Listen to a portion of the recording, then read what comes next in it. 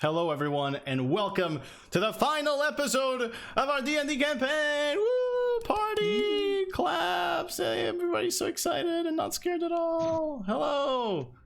Hi everybody. Hi everybody watching live, and hi everybody not watching live.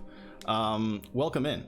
It is a pleasure to see you here today, or not see you, because actually I'm not seeing anyone.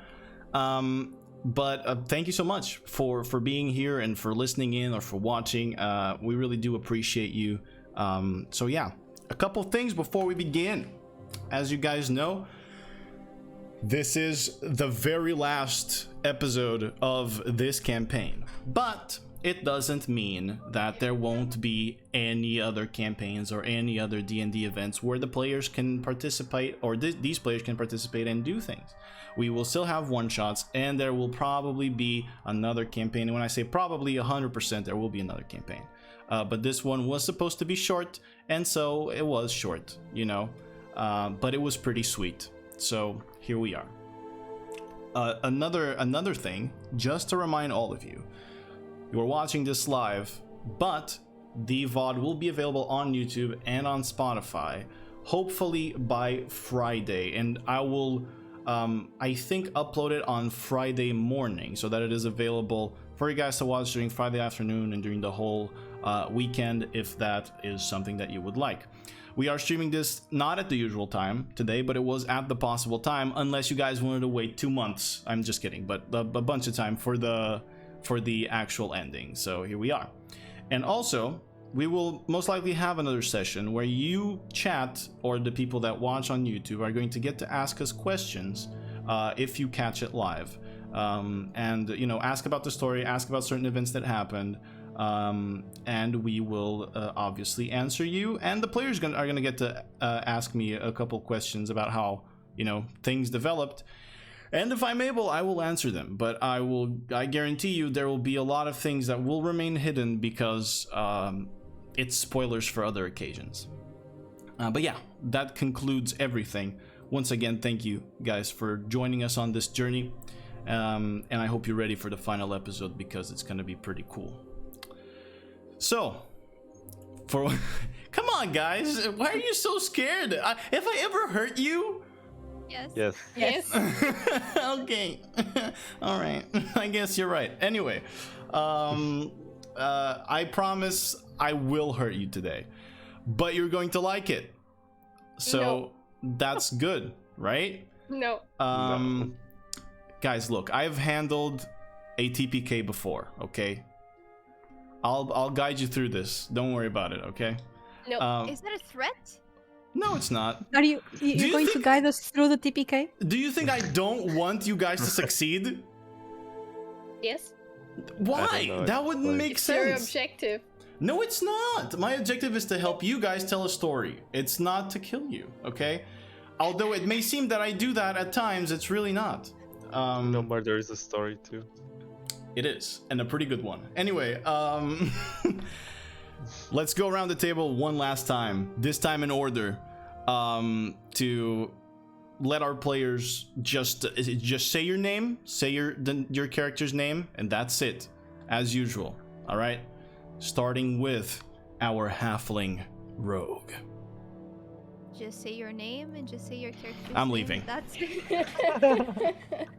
I had to do it for the last episode. Okay, I'm Fish, and I'll play as Sagrin. All right, thank you. Moving on to our dark elf cleric. I'm Estera and I play ZZ. Thank you very much. And to our fairy wizard. I am Easy and I play Tuna. And finally, our dark elf sorceress. Witch. Syndra. Very good. All right. So, given that the introductions are once again made, I feel it is time that we get into a little recap of what happened on the last episode, so that we can get on with this episode. All right. Let's just change. I'm just going to change the soundtrack just to mark that we're doing something different. I think that's smart. Anyway, quick little recap of what happened on the last episode. Our heroes were sort of stuck inside Thai-Fi, a place for sex. Sagrin had been caught by the half-orcish woman that seemed to be the CEO of the owner of the establishment. And so, being caught, they were all very, scared of what might happen, but they were just kicked out quickly out of the place. Then, after that, they decided to head home, rest, and prepare themselves for the birthday of the Countess, which was on the 25th of the month of Isel. During their way home, or their way to the inn, to the Obsidian Dragon Inn, they noticed something that was strange in the weather. Clouds had been gathering above the city of Lucin, and there was purple lightning, similar to something they had seen before in the caverns near Brunswick.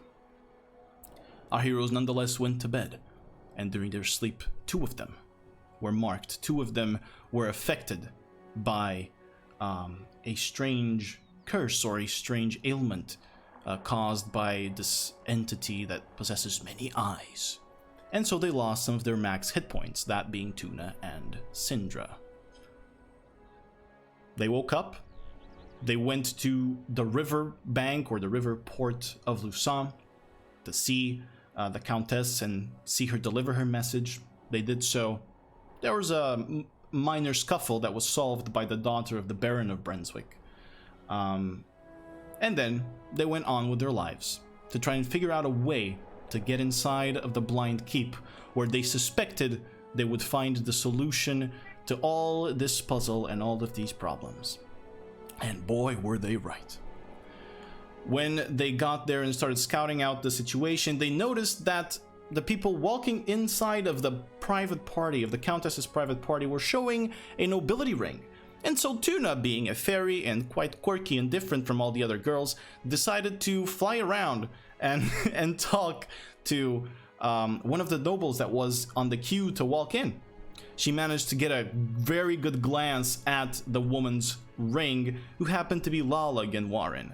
And I will tell you this for all of those who've watched the one-shots, it's not the first time a Genwarin shows up in the sessions. So she found, or she figured out the ring and decided to hide amidst Azazel's robes, as well as Sagrin, and then presented the ring through Syndra, or an illusion of the ring, through Syndra, so that they could walk inside of the Blind Keep.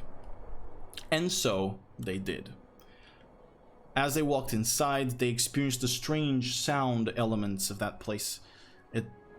It sounded muffled, and then they would hear footsteps behind them, almost as if they were approaching themselves, until they also felt earthquakes, the earth rumbling. And Tuna felt a strong pull downward into the keep. Through some quick deception and quick thinking, our heroes managed to move into the dungeons of the Blind Keep and figure out what was a forgotten secret passage into somewhere. They went deep underground until they hit 2 interesting rooms or interesting situations, which I will not remind you about because those are funny to watch. And so I won't spoil it through the recap because I think you really should watch them. At least I really had fun watching them struggle. Thank you. After those 2 challenges that our heroes proudly overcame, they arrived in a room full of statues of men and women in monk robes and with blindfolds on their eyes, broken on the ground, and a giant hole that sort of broke through the front wall of this room. From that hole came a bright purple light that was constant, not flickering like the one they had seen before.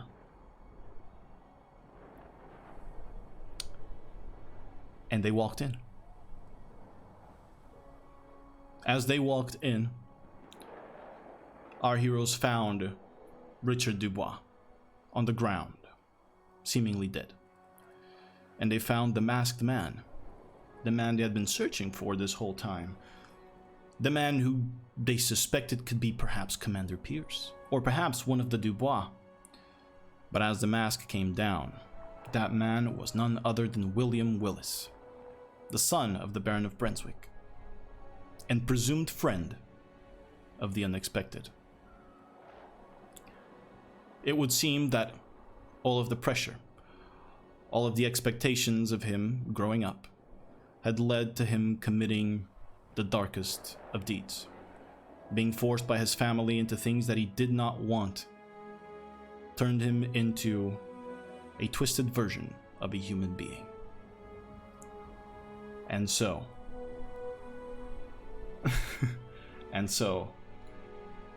he gave in to those thoughts. As he talked to our adventurers one last time, he sacrificed himself. As the portal flared with energy, and his body and the Dubois were absorbed.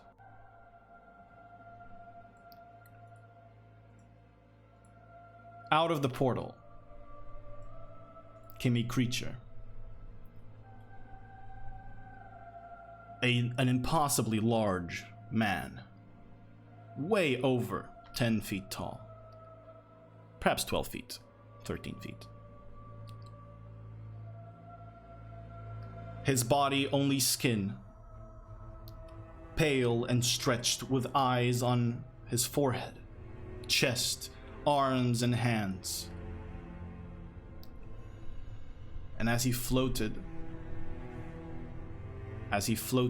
off of the portal, he swore to bring down our heroes. And that is where we left off on the previous episode. Before I say the magic words, I'm going to show you where you are, and I'm going to show you the creature, which was generated through AI, so that you guys may decide your positioning. All right. Oh my god, so Oh cool. lord. Let me see if chat is seeing this. Yeah, chat is seeing them. All right, there we go. So Holy ugly. shit. So that, my friends, is William's new form, as you still see and detect some of his features. But he has been changed by whatever entity he has been conspiring with. And as such, my good friends, for the last time, yes? Can we choose the positions? Yes, you can. You are free to move to where you were. I'd like to tell you, you guys just walked into the room. So spread yourselves the way you would have spread if you walked into the room, okay? So you can't move too further in. Try to stay within that 10 to 15 feet line. All right? Okay. But you can alter and change your movement however you want, or your placement. Yes. You're hiding Are behind me. those rocks? Yeah, those rocks are some of them are tall, where you can Some possibly. of them are taller than me, right? Yeah, where you can possibly hide within. But the rocks where you are right now, where you guys have just ducked down to, those rocks are just rubble on the ground. Okay, so you would have to like get really on the ground to be able to hide from that tuna. But anyway, for the very last time in this campaign, my friends, roll initiative. I don't want to. Okay, Tuna is dead. 20. Ooh, I got a 10. Ooh. 2 20s. Who has the highest dex? Yo. Syndra or Sagrin? What are your Perhaps dexterities? 18. 18. Okay, then you guys just roll a d20 and let's see who rolls higher to decide Okay. who goes first. It's fun like that. Rollies. Rollies. All right, let me Okay, see Syndra, if he let me. gets any bonuses to initiative. 16 versus 11. All right, so Syndra first, right? Yeah. Okay, so let me pick up the initiative order here. All right, so. So Syndra, I wanna cry. you wanna cry? Yes. Don't cry, it's fine, we're good. Then Release your creepy arm. yeah, give in to the power. And finally, that would be okay. ZZ at 10 initiative. All right, my friends. Top of the round. Syndra, it is you. What do you wish to do? I'm so nervous. First of all, I will summon my spider. You're going to use your bonus action sorcery points to summon your little spider? Yes. Okay, gotcha. Let me grab a spider quickly from the internet and see what happens. Oh no. Okay, this is your That's spider. Spider-Man. That's your spider. Hey. I'm gonna give you Aw. control of your spider, okay? Okay. And you can move it however far the spider can go. The spider goes after the target I tell her to. All right, and does it spawn immediately next to you, or does it spawn next to the creature that you're pointing Let into? me read. I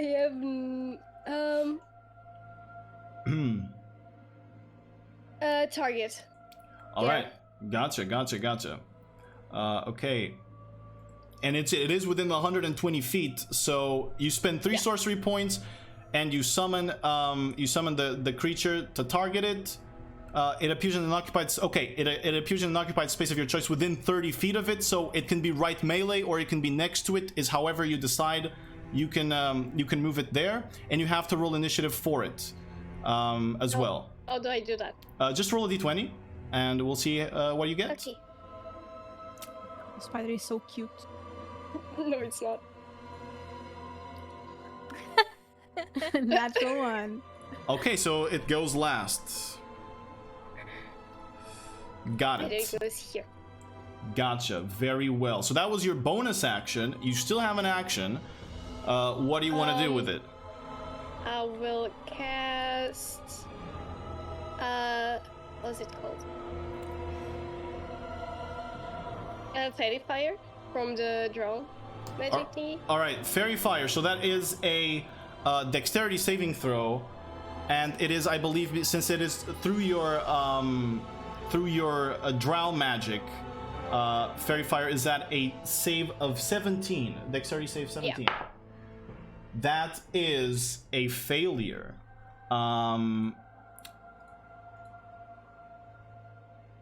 It is going to take it. Yes, it is going to take it. You see Syndra's magic. I believe he is still in range of you, is 55 feet, so I believe so. Yeah.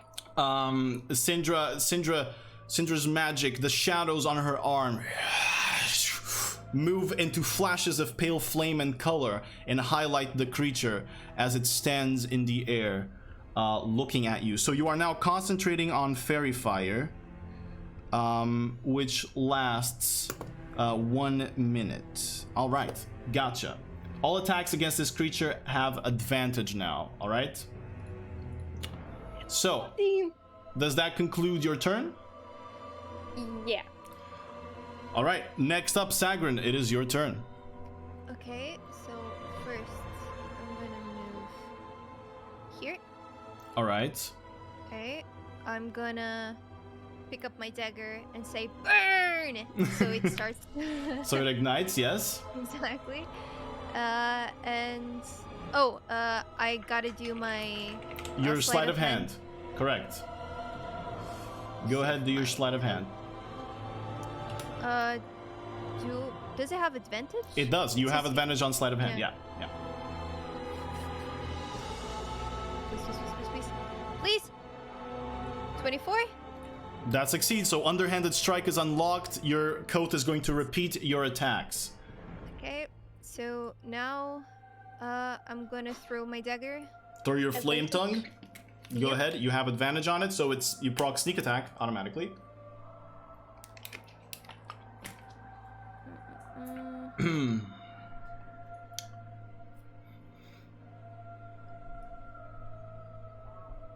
A 26 most definitely fucking hits. Okay, we're seeing classic fish rolls now. Don't jinx it. All right.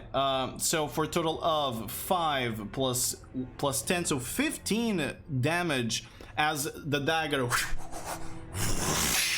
slices through the creature as you throw it. Let me make some quick math. Okay. All right. So that was your first attack with the flame tongue. Now roll again. It's going to be just the underhanded strike now to see if it hits. Before you still have your no, I believe it's a bonus action to ignite the dagger, right? Yeah, it is. So right. now it's just a cut. It's just the underhanded strike. Yeah, go ahead. Roll another with advantage still.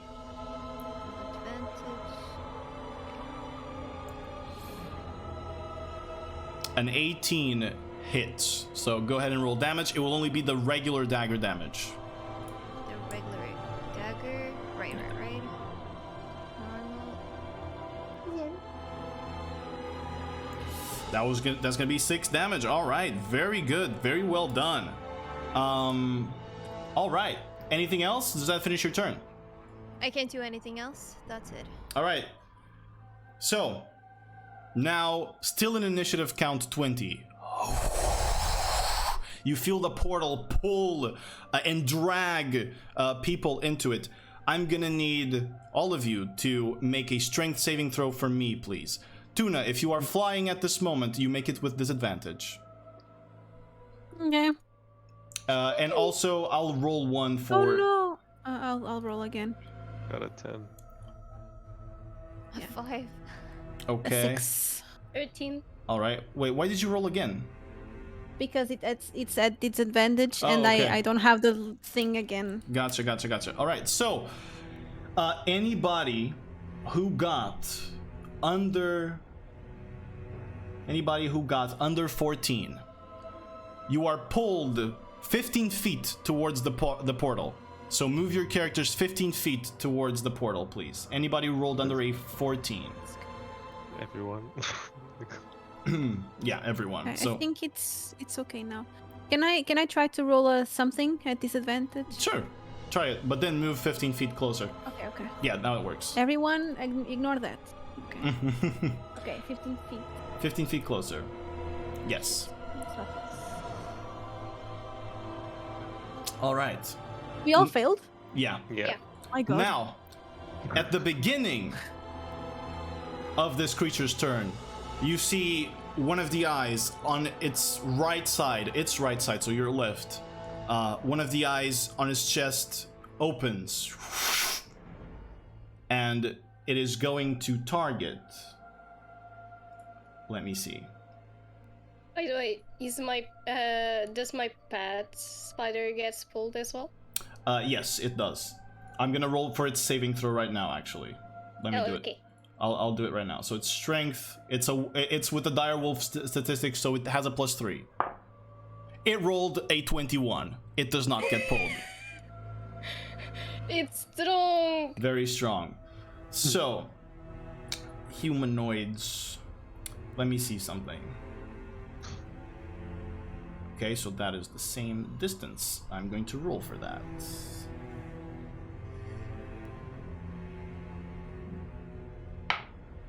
All right.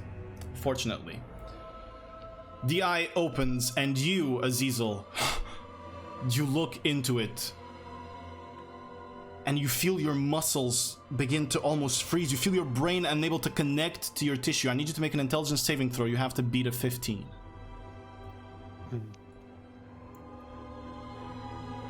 Oh, kitty. Wait, didn't it hold roll? No. I got a 15. All right, you succeed. Awesome, very well done. And after that, he is going to cast...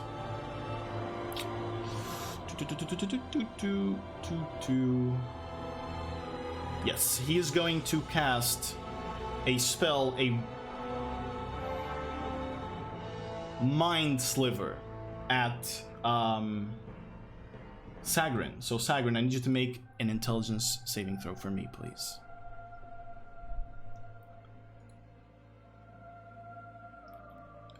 Noise. 21 succeeds. It has no effect. You see it, the creature move, and this man sort of fly above the air, and you hear in your brain you begin to hear.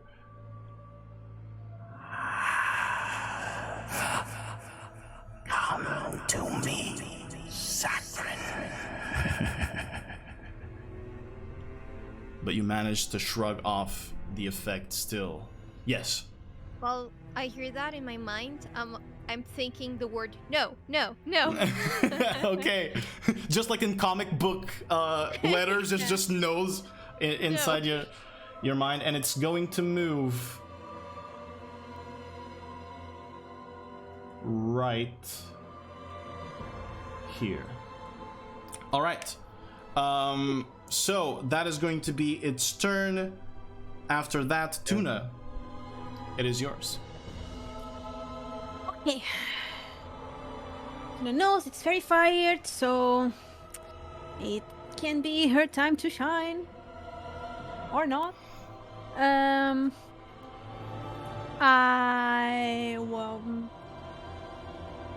What? Wait. Mm-hmm. What is its size right now? Large. Thank you. But to compare Oh. I mean, I thought it was technically, like, speaking. no. Realistically, It is so much fucking bigger than you. Like, it's around No, 12 to everything is 13 bigger than feet. me. It's around 12 to 13 feet of you. Or 12 to 13 feet tall. It's like Okay. upwards of 3 meters tall. is he considered humanoid? Yeah. Okay. I will try to cast Old Person. All right. You cast Hold Person, and as you do, you see one of the eyes stares at you, and it counterspells your Hold Person. Okay. Well, Oh. screw you too. And I will do anything. Wait, since we are getting pulled, I will try to move here All and right. try to hide again because I'm afraid of that thing. He's very ugly. Got it. Oh, So he's so close. that completes your turn, I believe. Yes. Next up, Azizel, it is yours. He's in melee range, right? He is within melee Me. range of you right now, yeah. Shit. Okay, sure. I'll cast Bless at level 2 and blesses all. He counterspells. No, he already did. I'm just kidding. Go ahead and go ahead and do that would be funny. Go ahead. All of you are under the effect of Bless, and you are concentrating on it, right? Yeah. Alrighty, gotcha.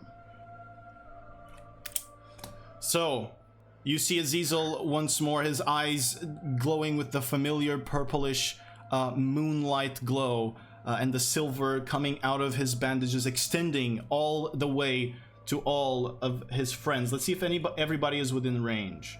20, 15, 30 feet. Everybody is within range. You are all blessed. Hashtag blessed. Anything else you want to do? I don't think I can right now. All right. Yeah, no. Got it. Okay, so now it's the spider's turn. Let's go, spider. It's going to Fuck. move in, right? And you wanted to attack Yeah. it, right? Okay. Yeah. Do you want to roll for it? How do I do that? Just roll a d20, and I'll tell you what you have to add. You add +5 to it. Let's go, spider. Fuck.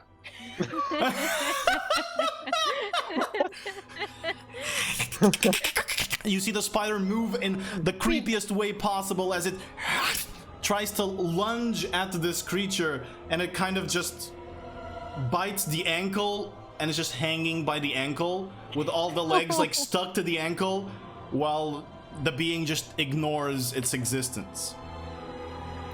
All right. That finishes the spider's turn. So, back to the top of the round. Syndra, it is your turn. I can't use that. I will use Scorching Ray All right, you're gonna use Scorching Ray at it. level 2. Gotcha. Go ahead and make the rolls for Scorching Ray at 2nd level, all of them with advantage. Because you are, because he is fairy fired. First one hits, go ahead. 28. Second one, or you can roll the damage. How many So of them are? I feel it's, I believe it's 3.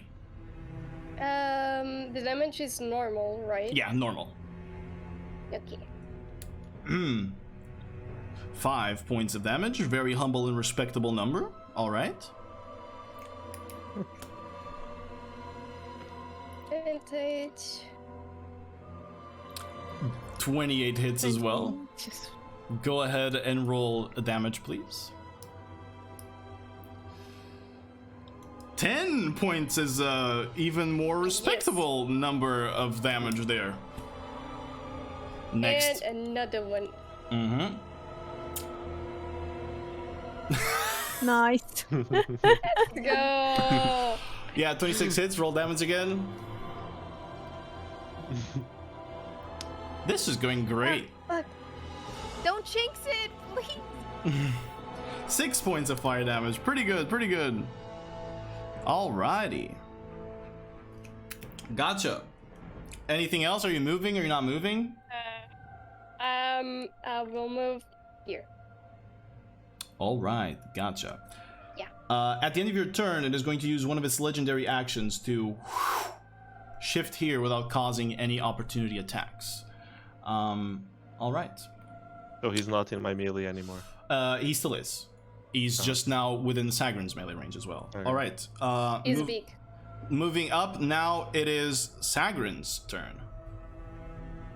I say, I might regret this, but I'm not going down without a fight. So I jump on top of his leg. I grab onto it. I Okay. pick up my dagger and I stab it. Alright, go ahead and roll. Up the leg. Yeah. Roll an attack with your dagger. You're still at advantage. Right, advantage. 23. 23 most definitely hits. Awesome. You may roll damage. This one is your regular attack, so you're gonna get full power here, full potency.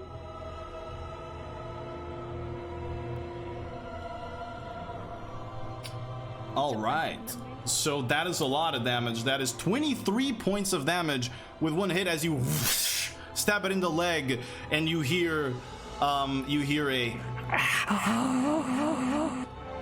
gasp of pain. The first one. All right. So did you do that is I said 23, right? Yes, 23. Got it. Your dagger, Question. your coat gets another attack. Yeah, okay, let's do that first. So let's do that. For Normal. underhanded strike, as it replicates your dagger, and your hits. If you want to roll again, you still have advantage with this one. So if you want to roll again, you may. Plus the d4 if she wants. Yeah, plus the d4 from the bless, but it's just to see if there's a natural 20. Yeah. Okay, there wasn't, but it hits. 3. 23. Go ahead. It's just gonna be the dagger, the basic 5. There we go. 5. And now.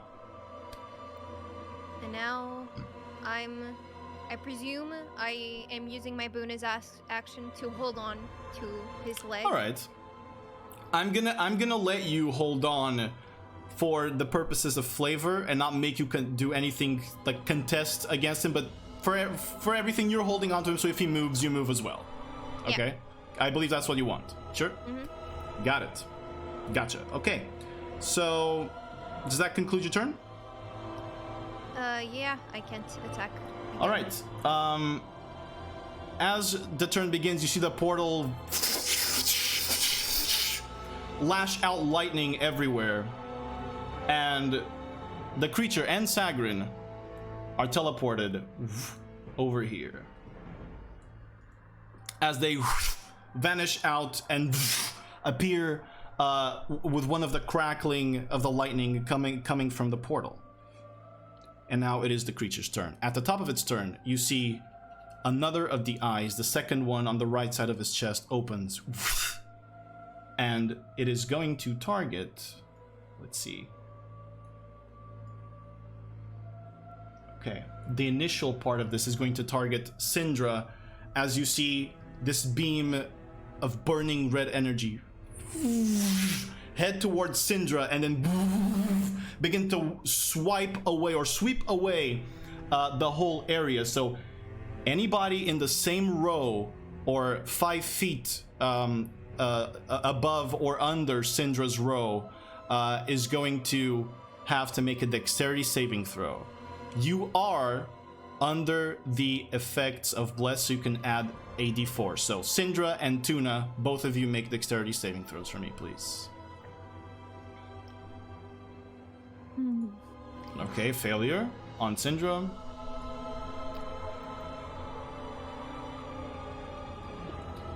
And a failure on Tuna. You are going to take...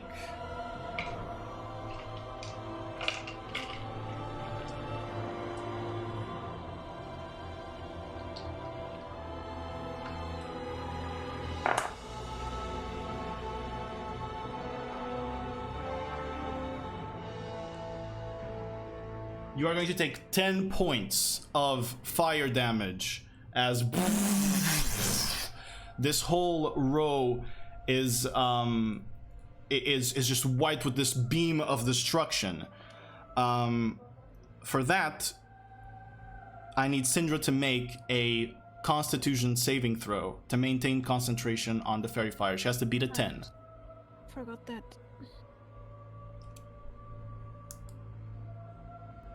A 14 is enough. All right. Now, continuing this thing's turn. Let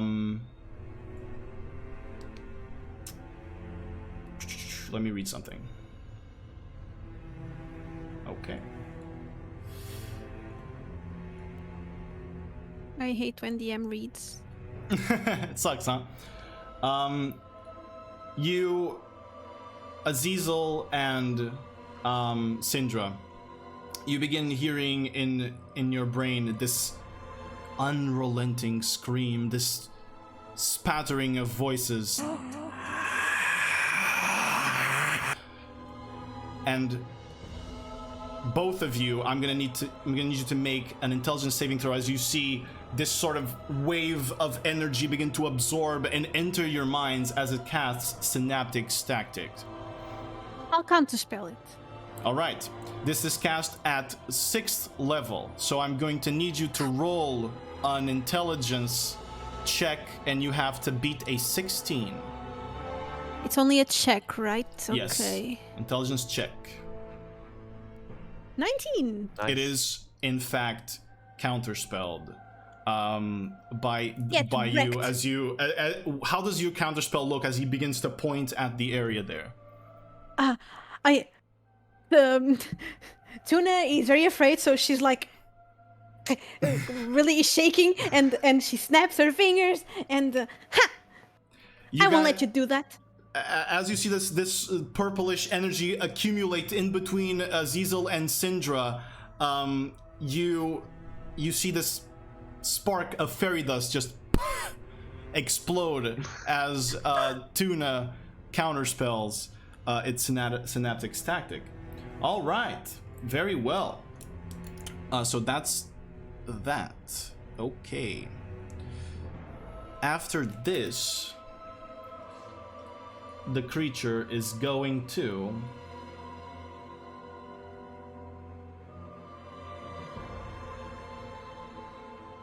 yeah, it's pretty pissed.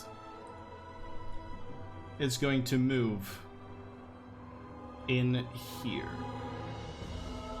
I believe is all that it can move, with Sagrin on its leg flying.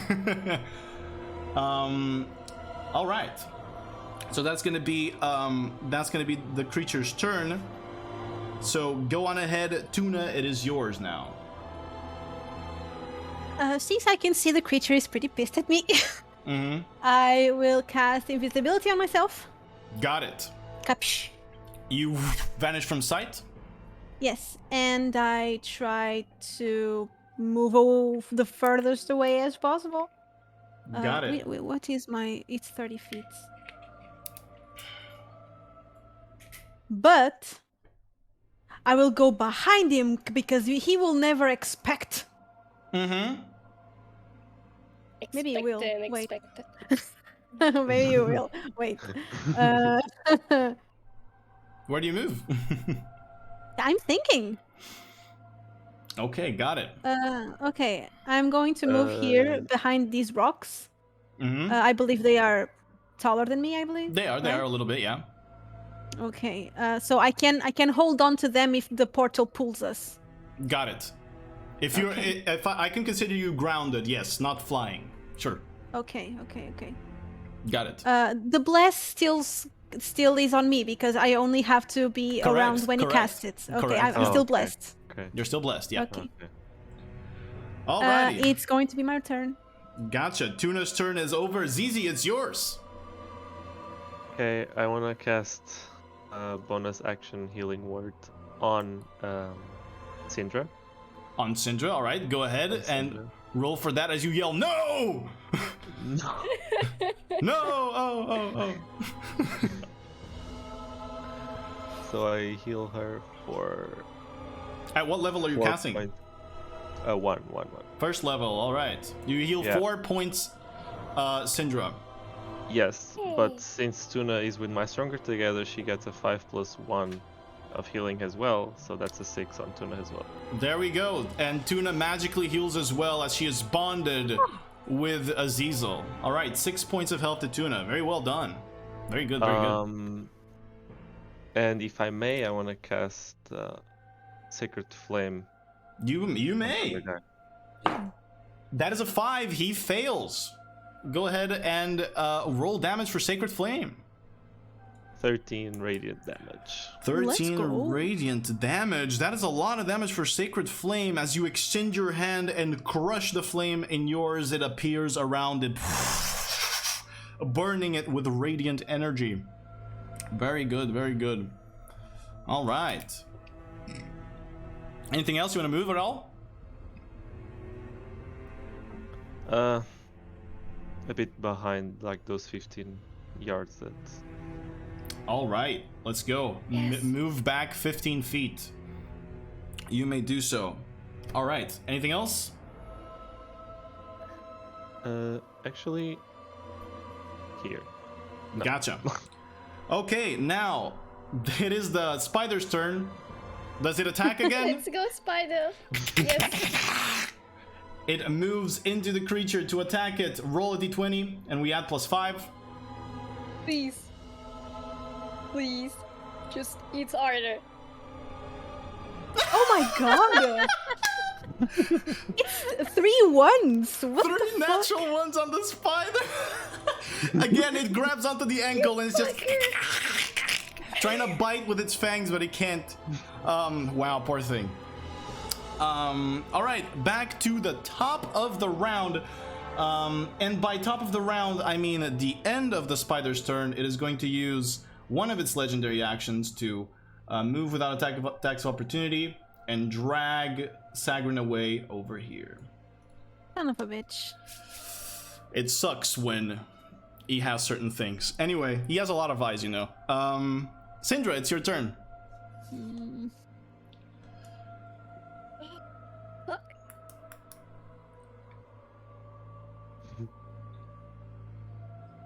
Let me see what else can I use. I will use Scorching Ray again, but on 3rd level. 3rd level Scorching Ray, so that is going to be 4 flames you're going to throw, all at advantage. Go right ahead, and please cast the spell for me. Roll all the attacks. Actually, let me see some. could do it. I'm not gonna do it. All right, so 15 sadly misses. The bless. Plus the bless, it will hit. Well spotted. So that hits. You can go ahead and roll damage for the first one.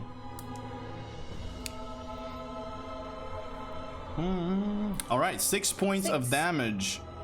Very well done. From the pale blue flame of Syndra's shadowed hand. Roll again for the next one. Natural 20! Natural 20! Woo! All right. He's redeemed. Plus the bless. It doesn't add more damage. Oh. That already hits. Go ahead and roll the dice and we'll double the damage. Make it big. I'll try to. All right. I 10. will. Oh, I will use the empowered what's it spell. called? Yeah.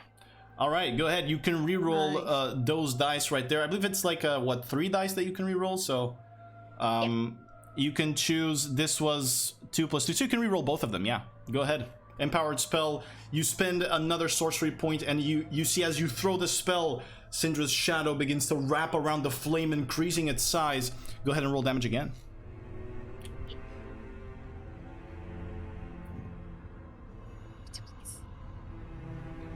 Okay. 8 points of damage is very good. All right. It hits the creature. You still have, I believe, 2 more. Two more? Plus this one is doubled, right? Because of the Oh yeah, it is. It is. It natural is. 20. So it is 16 points. Okay. Very well.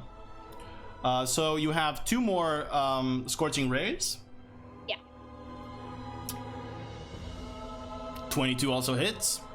Go ahead and roll these some damage. Nice. 9 points of fire damage. Very respectable. And the last one. Finally, the last one. Oh my god. 24 also hits. Go ahead and roll the damage. 5 points. Very good, very good. You see these 4 flames fly towards the target and hitting it in the back as it is now face down, looking for someone. And as they do, you hear it. You die here. No, you. All right. Sagrin, that's your turn. I am gonna stab the leg. Stab the leg with advantage again. Still fairy fired.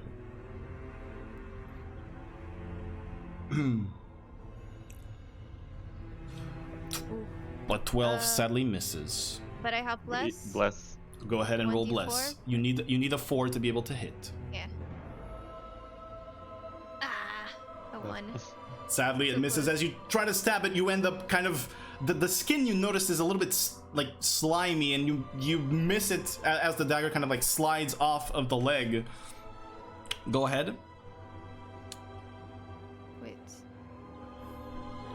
My coat. All right, the coat hits the attack, so go ahead and roll damage for it. This one, the coat attacks, I believe, do not proc sneak attack, so you're gonna have to do a bonus action strike to be able to do that without adding your modifier, but that is still 6 points, which is pretty good.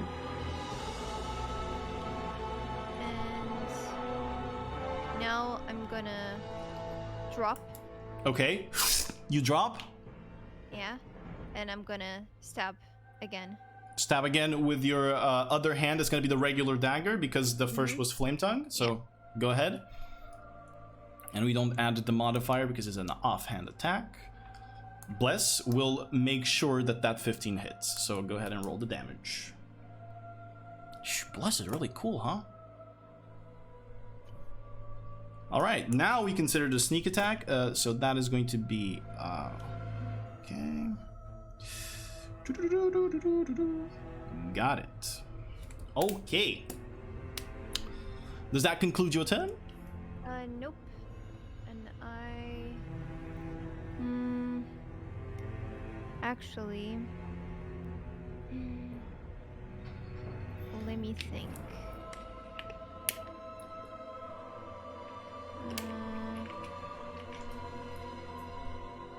Think if I can't even move without him Oh, getting attacked.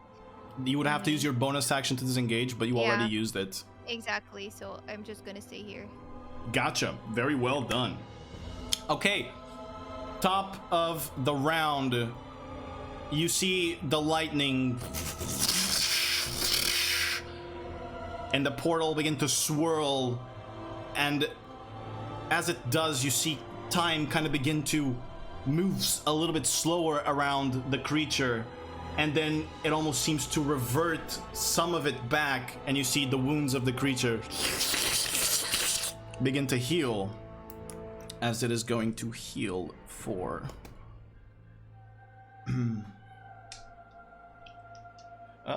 By the way, is it top of the round? Because Sag is in the middle. No, but it's an initiative count 20. It loses the... I meant initiative count 20, I'm sorry. The lair actions are at initiative count 20, but they lose ties, so it tied with the Sagrin and Syndra, so it goes after that. Okay. So that is... Ooh, nice. Very good. Very good. Okay, it healed for a lot. And now it is the creature's turn. So, at the Goodbye, top... cruel. At the top of this turn, this is going to be number... Yeah. So... You see one of the eyes on the left side of its chest begin to move through its body up to its back. And as it is in its back, it is focused on Azazel. And you, Azazel, as you look into the eye, you feel your body kind of wither and become weaker. I need you to make a Constitution saving throw. And you need to beat a 15 for me, please. Easy, 22. A 22 does beat it, and so you suffer no effect from this. Now, on its turn, it is still capable of attacking, and it is going to strike. Since it sees Tuna with true sight, it is going to strike Tuna with one of his psionic strikes. So that is... 24 to hit. It hits. All right, that was a bajillion, really high. Okay, so you take... Damage.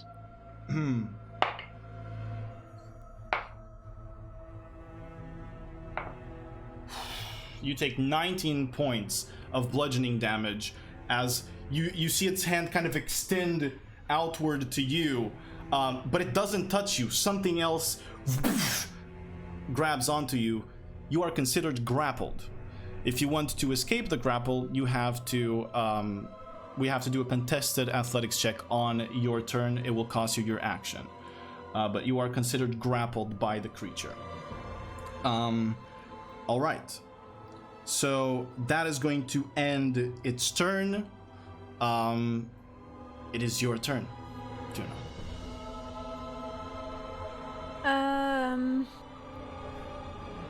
Okay, since I'm grappled, can I abuse my ferret? No.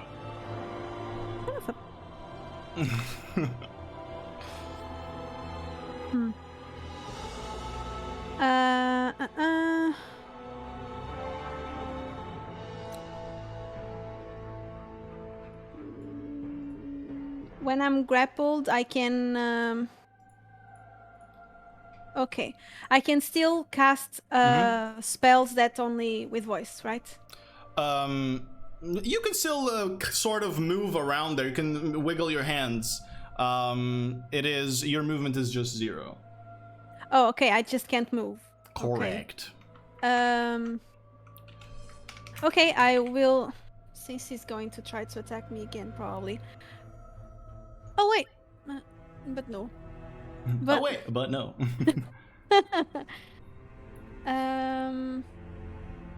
Yeah, I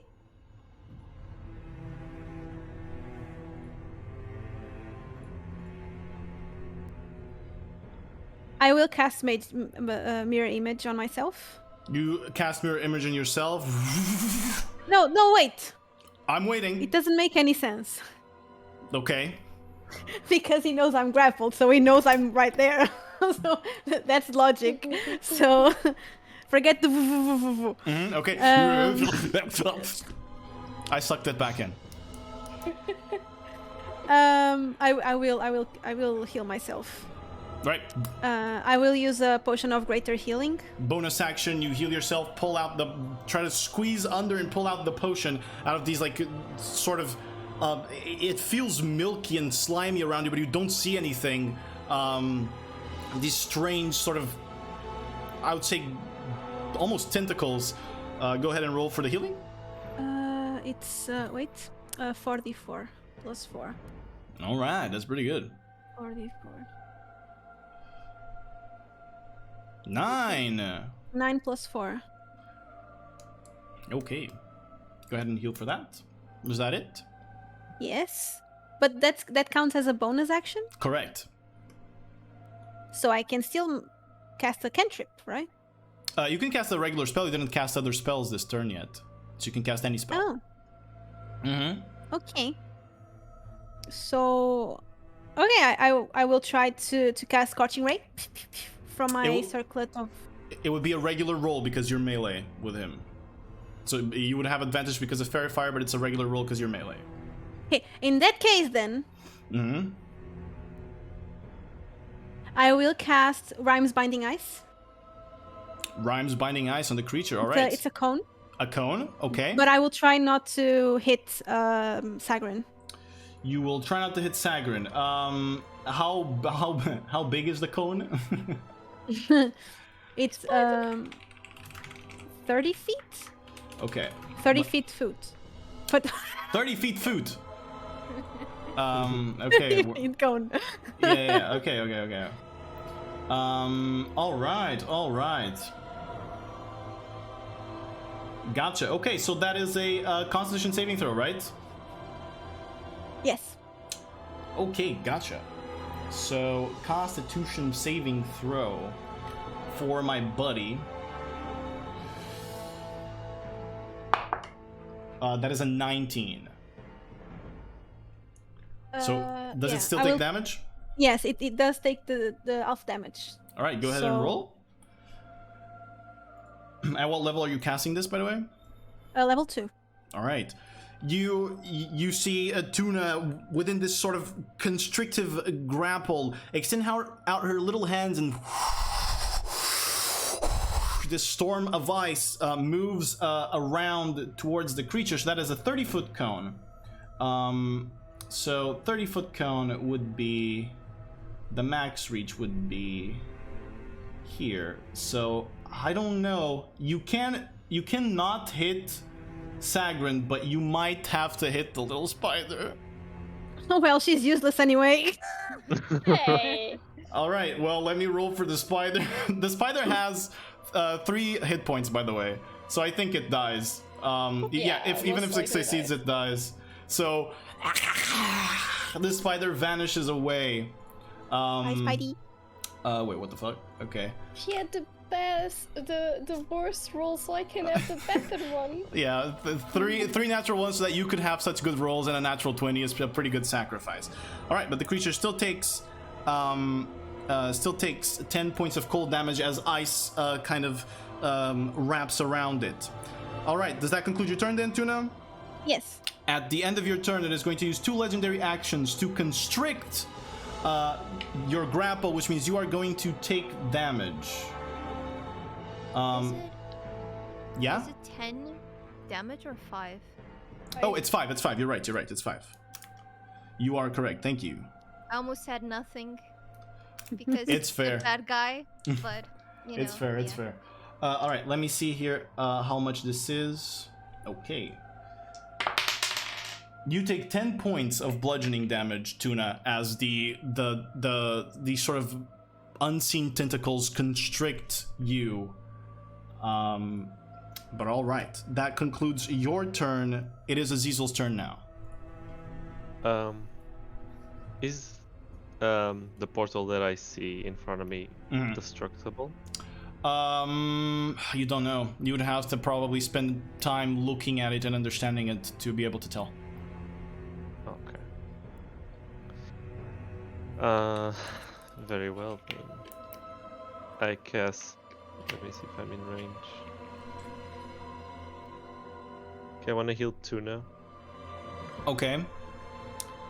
With healing word again. Healing word. Very well. All right, go ahead and roll for the spell as you once again yell no. Oh god. Yeah. You heal for 4. That much. And I wanna move a bit closer. Move closer. Got it. Here, something like this. And I wanna. I'm okay.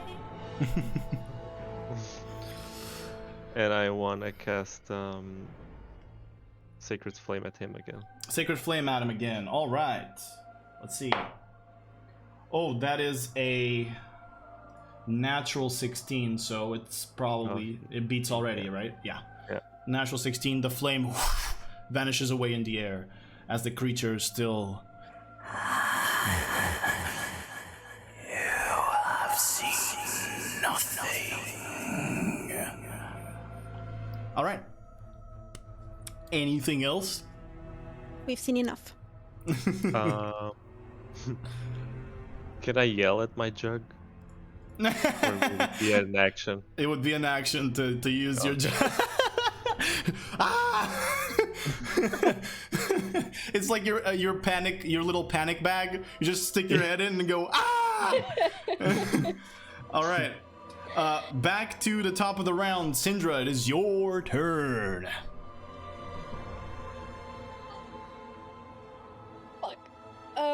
Fuck. Let me see. Okay, I'll move here. Got it. Wait, I don't like this. Where was I? You It's were, here, I believe, right? yeah, exactly. I think it was, it was there. It was right there.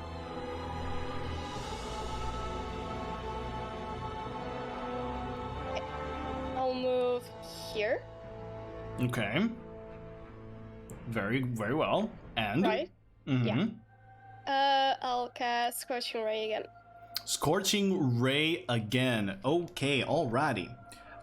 Go ahead and roll. You are still concentrating on your fairy fire, so you still have advantage on these rolls. This is gonna be at which level? 3rd level. At 3rd level again. Alright, got it. Go ahead and roll for 4 attacks on this bitch. Fun. So, Bless. you have Bless still. If you roll at least a 3 on your Bless, one of them might hit. And a 3 it is. Alright, there you go. So that hits. Go ahead and roll damage for that. 10 fire damage on the creature. Very well done. Another one. Okay, that it's 19 hits for sure. Yeah. Go ahead and roll damage.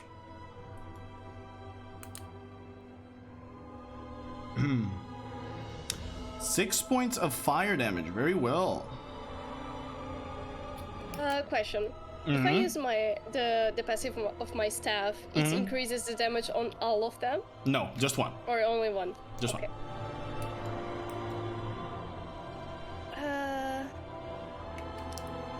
Advantage. There's still the 3rd one. 25. It is going to hit for sure. Go ahead and roll damage. 11. Holy shit. Very good. Next up, Getting burned. 21. This is the last one. Yeah, this one I will most likely use the staff. All right, bonus action to sacrifice a little bit of your hit points and dump more damage into it. All right, go ahead. Fuck, I lost the spell. Okay, it's here. Okay, 9 points of fire damage there. Very well done. Gotcha. And I need to add 1d6 Correct. because of the step. Correct. Go ahead and roll 1d6.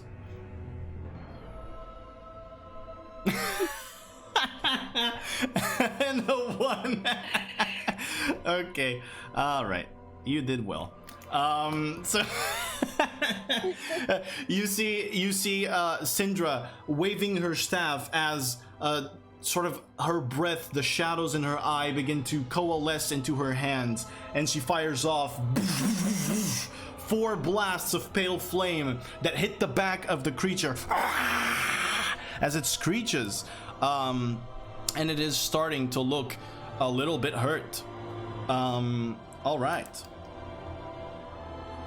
So, does that conclude your turn, Syndra?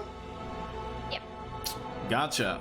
And now, Sagrin, it is your turn. On the ground, still stabby. Still stabby. I'm gonna stab with my flame tongue dagger on All right. one of the ankles. One of the First ankles. Gotcha. As you do that, he is going to use his reaction to utilize Distracting Migraine. So you are going to have disadvantage on that roll, which means it is just a straight roll. Yeah. Because you have advantage because of Fairy Fire. As you feel this sudden headache that kind of throws you off a little bit, but let's see if it's enough to miss. No, never mind. Yes. You still have Bless. You need anything but a 1. Yeah. Please. 4. A 4 Oh. makes you hit the attack. Go ahead. And strike at him.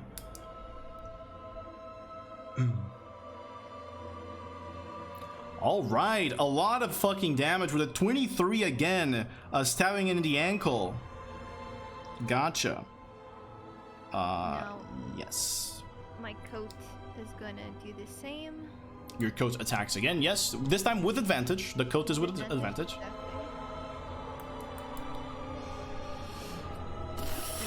26 hits. All right. And 5 points there from your coat. All right. Now I'm gonna attack again. Attack again with a bonus action. Go ahead. Advantage still.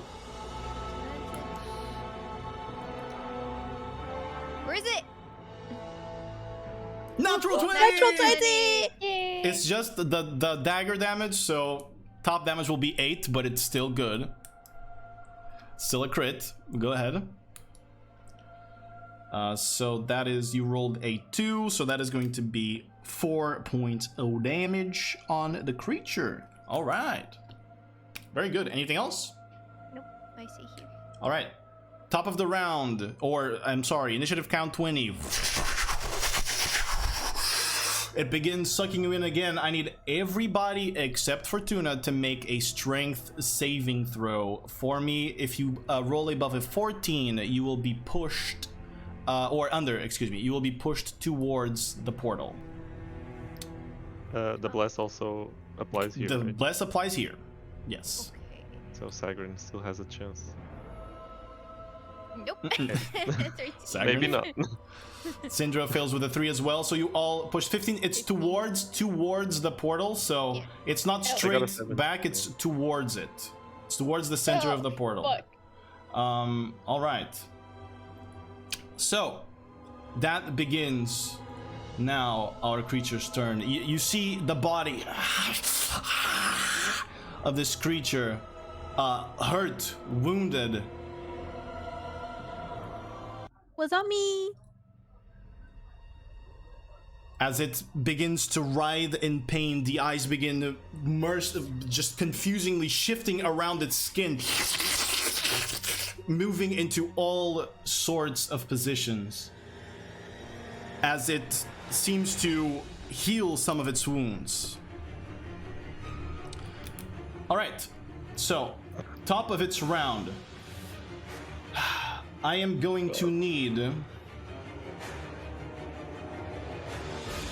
First, one of the eyes, as it shifts around the body, freezes at the center of its chest and stares into Tuna's mind, trying to break in. I need you to roll a wisdom saving throw. You have to beat a 15. You still have Bless. And stronger together. And stronger together, correct. You have to beat a 15. You got this, For one. girl. Oh. A natural 1. You fail. You are now considered frightened, and while you are frightened, until the beginning of this creature's next turn, you are also considered incapacitated, which means you cannot take actions or reactions. All right, and also another one of the eyes begins moving and focuses on the back, or stops on the back of the creature, and it is going to target.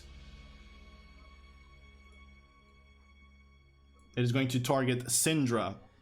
As the eye focuses on you, being from this angle, it is going to be these 5, so nobody else gets hit. I need Syndra to roll a dexterity saving throw from you. You need to beat a 15. You are also under the effects of Bless.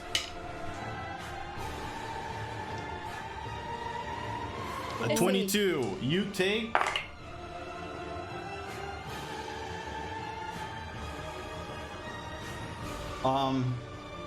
You take 8 points of fire damage as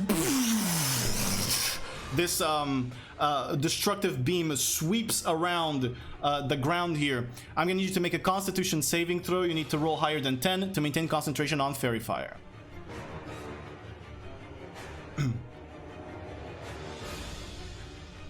Natural 20. You maintain concentration on fairy fire. Alrighty.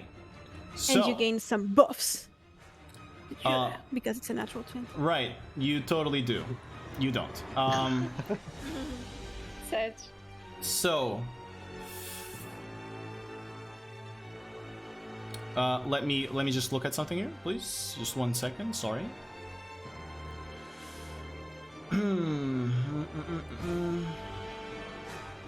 I don't like that ruler going at me. Okay. All right. I saw.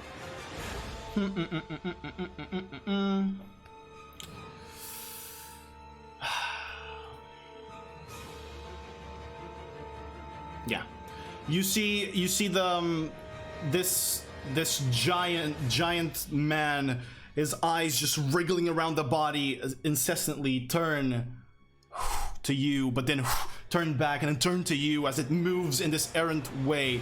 But one of the eyes focuses, and as it does, you see this beam of purple energy being fired into your mind as it casts Psychic Lance at you. At Syndra. I'm gonna need Syndra to make an intelligence saving throw for me, please.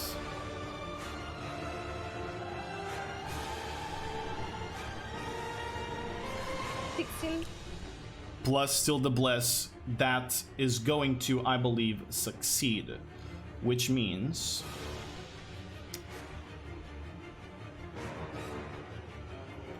you take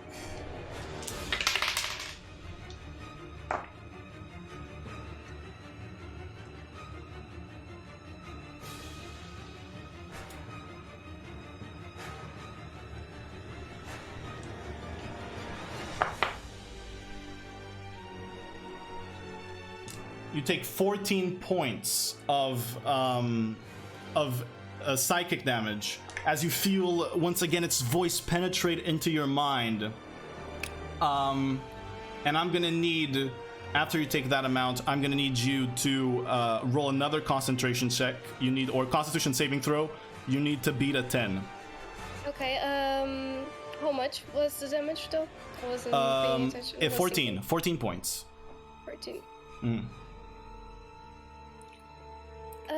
Constitutional Saving throw, yeah. That beats it. You still 17. maintain concentration on Bless. Or not Bless, excuse me. Fairy Fire. Very funny. Yeah. Pretty good. All right. After this, it is going to...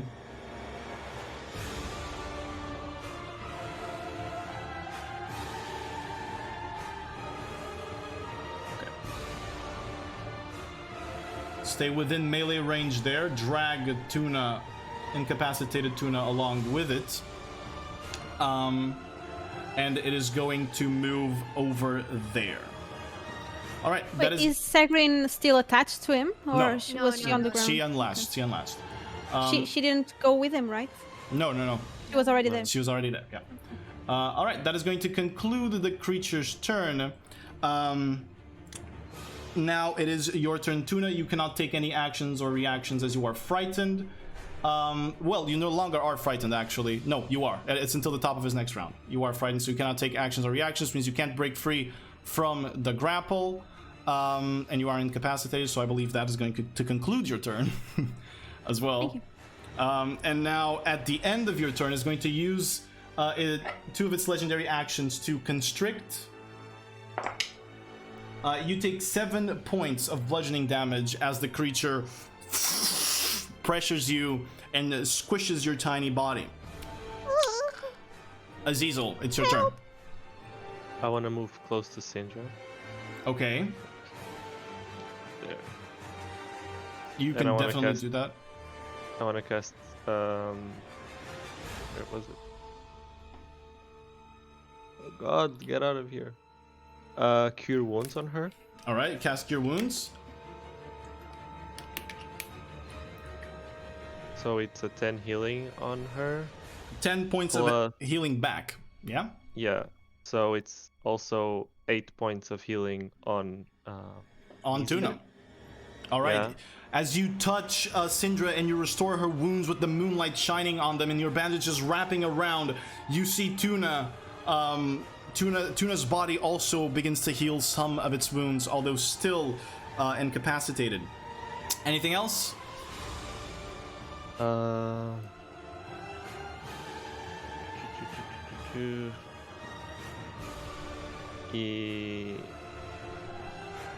Wait, let me read this.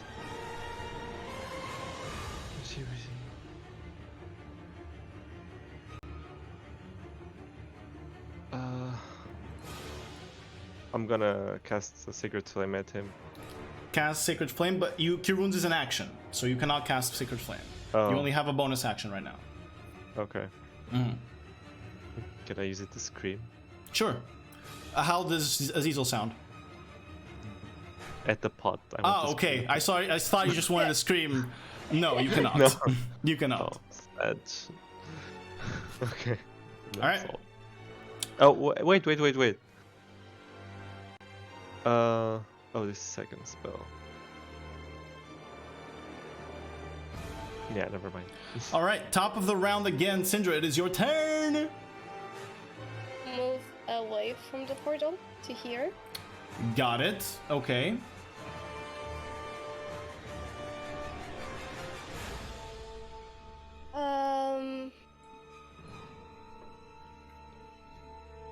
Let's see. I'll use a Scorching Ray on second level. He is going to cast Counterspell and eliminate your Scorching Ray.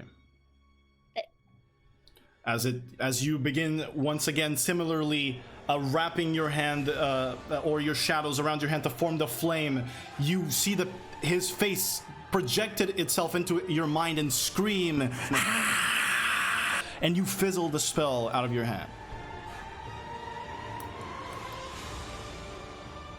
Anything else? I think I can do anything, really. All right. Yeah. Gotcha. So that's going to be your turn, I believe. Sagrin, on or at the end of your turn, it is going to use its last legendary action of this turn to move.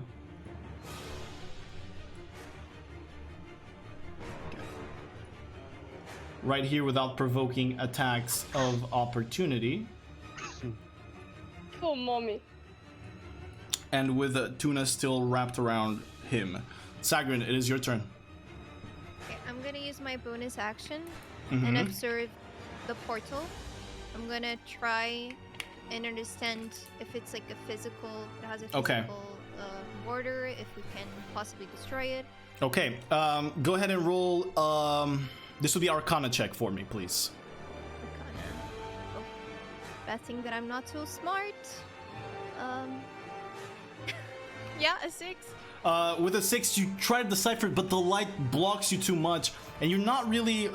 Although you've spent so much time with them, you're not really familiar with the ways of magic, and plane shifting, and so you do not ascertain if this portal can be broken or not. So sadly, you fail. Anything else? You still have your action and movement. Yeah, I'm gonna attack. All right. And I'm gonna throw your flame tongue. wait. Yeah, but first I'm gonna move. Have 25. Yes. I'm gonna move here. There. And I'm gonna throw A my dagger. flame. Go ahead. Advantage still because of the fairy fire. All right. 21 is most definitely going to hit. Go ahead and roll some damage for it. Oh shit. So What a damage. that's 11 plus 15, right? So 26 points of damage. And now my coach is gonna do the same, but with the regular dagger. Yeah. Throw a regular dagger at it. Ye 25. Holy shit, guys. This is crazy. It hits. Wait,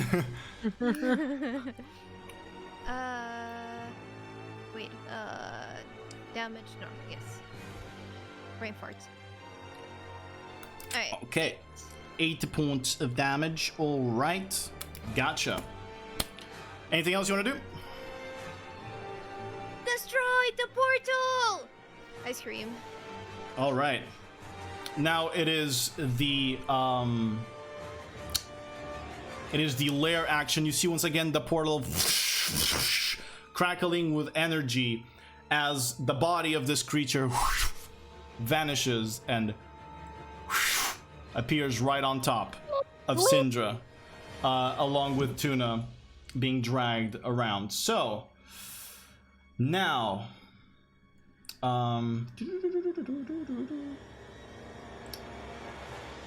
Syndra, the eyes begin moving around the creature's body as it stares. One of them sort of stops and stares at you and begins to pierce into your mind. I need you to make an intelligence saving throw for me. Have to beat a 15, and you are still blessed. Yay! That's 20. Natural 20. You feel the scream once again pierce your mind, but you reject it wholly. And then, one of the other eyes stops at its back and stares into Zizi. Zizi, you feel your brain or your body wilter again. I need you to roll a Constitution saving throw for me. You have to beat a 15. Oh shit. Ooh, with a 7 and blessed, that is not going to be enough, which means you are going to take. I'll tell you how much you're going to take.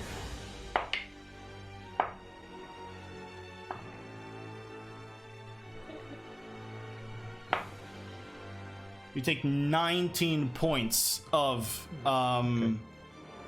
necrotic damage as it seeps into your body feels weakened. I'm gonna need you to roll a Constitution saving throw again. You have to beat a 10 to see if you succeed on. Drop. Bless has dropped. All right. Oh fuck. That is amazing fucking news. So, being at melee range with Syndra is going to strike it with its psionic strike, having advantage and it being a natural critical or a critical hit automatically. No, it's not because she's not paralyzed. I wanna cast a reaction, feel, and let go. You're gonna negate all damage she takes? Yeah. Alright, gotcha. So that is going to be a fuck ton to hit, 21 to hit. So I'm still gonna roll the damage so that you know how much you negated. Wow. 16 points of damage as the creature punches through Syndra. Syndra, you feel your body be protected by something, but the tentacles still wrap around you. The attack still hit, Ew. so you are considered grappled as well, as he is now sort of grabbing you with these sort of invisible tendrils coming from its mind. Your movement is 0, as is Tuna. So, Tuna, you are no longer frightened and incapacitated, by the way.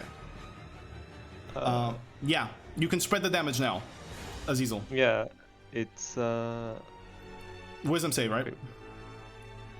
I can't find the goddamn spell. Bruh. I can tell you. I can help you. Yeah, you better. I'm not finding it. Oh, it's here. The reaction, blah blah.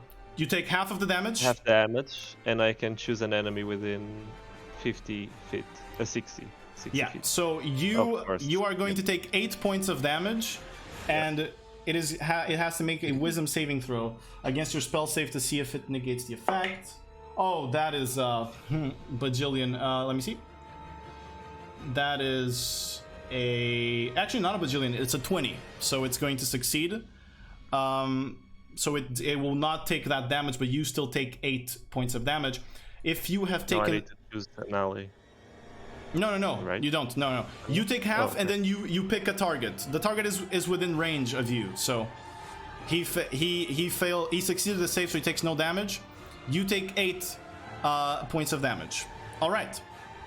So at the end of your turn, or at the end of his turn, he can't do anything. It is now Tuna's turn. You are no longer feared, but you are still grappled and incapacitated. You're also not incapacitated. I heard the scream from Sagrin, and I will cast a 9th level fireball on the portal. Holy shit. Got it. I don't know, it might be strong. All right, go ahead and cast the spell for me. Roll the damage for me, please. I need to roll a 1d20, right? Because of the 9th spell. Yes, but so that is after. it doesn't break. But that is Okay, after. yeah. It's a 9. Okay. 47. All right. You see Tuna point out her wand at the portal, and a little mote of fire forms up in the air and is all sucked into the portal. Okay. I did my best, guys. I did my best. That's bad. All right. So use your action to do that. Anything else you want to do? Well, I can't move, so Got it. I can't do anything else. All right. At the end of your turn, it is going to use 2 of its legendary actions to constrict both you and Syndra. Doesn't we need to check if the thing broke or not? It did not break the portal. Oh, And the okay. wand. And No, the I wand, mean the wand. No, the one. Roll a. You can roll a d20 right now, but it's not important. She will not be able to use it anymore. Both of you take 8 points of bludgeoning damage. It did not break. Both of you take 8 points of bludgeoning damage. Tuna and Syndra. All right. So that's the end of Tuna's turn. Azizel, it is yours.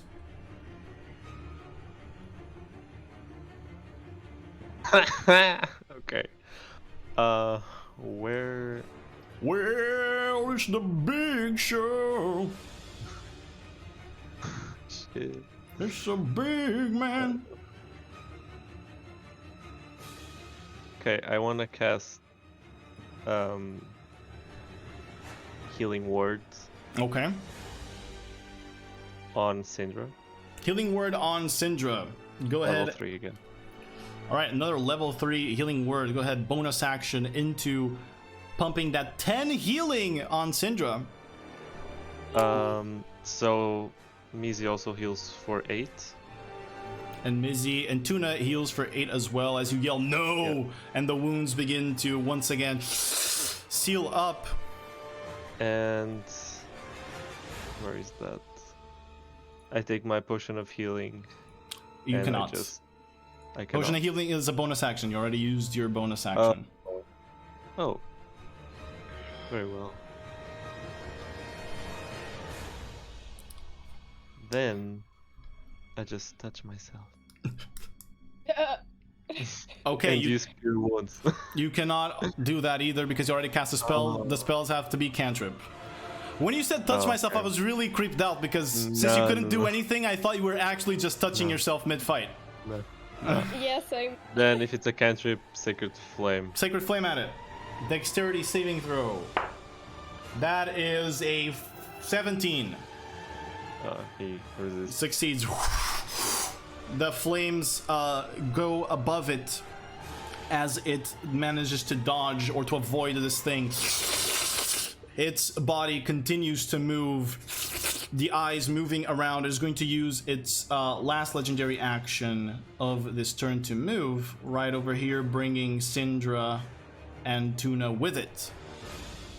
All right. I'm gonna grab all of you. Anyway, it is Syndra's turn now, top of the round. If you want to break free from the grapple, you have to use your action.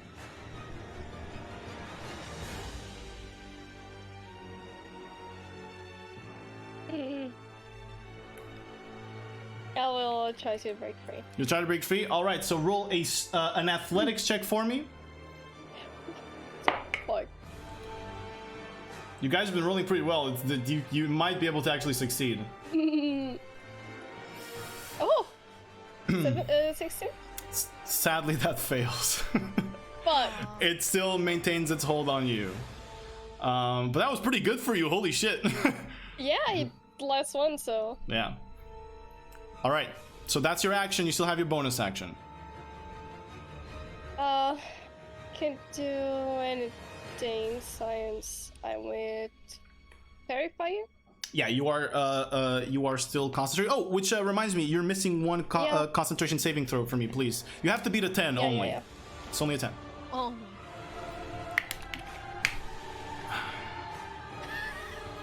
Natural one. The fairy fire vanishes as you lose concentration with a natural 1. Oh boy, things are getting hairy. All right, Syndra.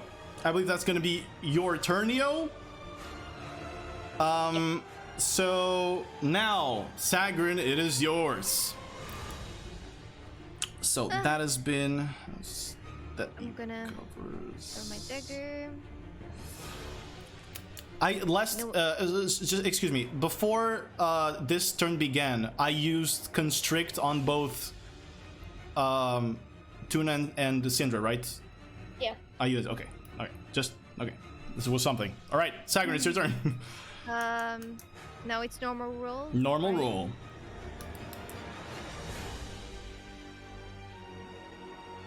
A 10. The dagger vanishes mid, or actually, it doesn't even make it there. It just ding, hits the ground as it then vanishes and is back in your pocket. What are you gonna do next? You still have your underhanded one. Yeah. So my coat is gonna do it. Out of your sleeve, another dagger follows yours. 22. 22 definitely fucking hits. Go ahead and roll damage for me, please. All right, good ass 17 damage on that. Amazing job. And I'm gonna do a bonus attack. Bonus attack, go ahead. Throw another And then- dagger. Nope. Otherwise I'll lose my dagger. Okay. I'm gonna use my crossbow. Okay. I'm gonna try and aim at one of the eyes. Okay, which of the eyes are you aiming at? Does it matter? It does. It's 15. Okay. There have been 4 eyes that have damaged, Yeah. that have done things. Which of the eyes are you aiming at? The one. Okay, so one of them was the first one on Yeah. his right Chest, side, yeah. Then there was one at the bottom that went to the back, and Mm-hmm. then one at the bottom in the front. I want that one. So All it was, right. like the third one, I think. Gotcha. Third one. That sadly misses, however, with a 15. But good to know that you were tagging the eye. All right. So that concludes all of the things you can do, I believe. Yeah. Which brings us to the lair action. As you see, once again, especially now that people that are melee, you see around it, time just strangely slows and then begins to rewind on the creature as its wounds heal once again for a total of a value that you cannot know. All right. And it begins its turn now. So the eyes once again begin twisting around its body. First of all, one of them stops on the leg and looks at Tuna. Tuna, I need you to make a wisdom saving throw for me, please. 17. With a 17, you manage to resist the effect as you feel the image of the creature once again push into your mind. You manage to shrug it off, even with the sort of distracted personality, let's say, of Tuna. You manage to shrug the effect off and not become frightened. And then after that, one of the other eyes stops at the top of the right shoulder and fires at Sagrin and begins sweeping the floor around her. I need you to make a dexterity saving throw for me, Sagrin. You need to beat a 15.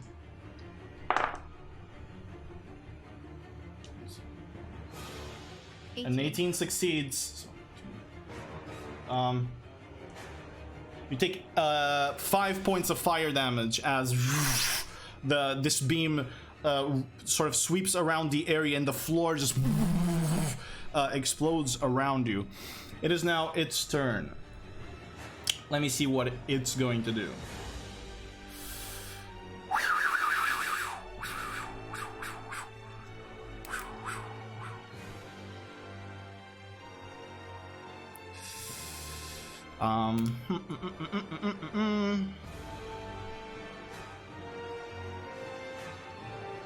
All right. You hear in your mind, Tuna. I dream. And is going to cast Psychic Lance at you again. I need you to make a intelligence saving throw. Can I counterspell it? You can. You need to roll, however, an intelligence check, and you need to beat a 14 if that is what you want to do.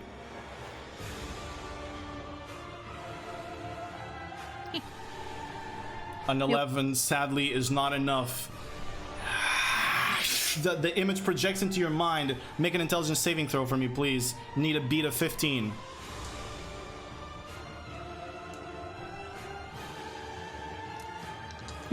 Natural 1. Natural 1. You are going to take.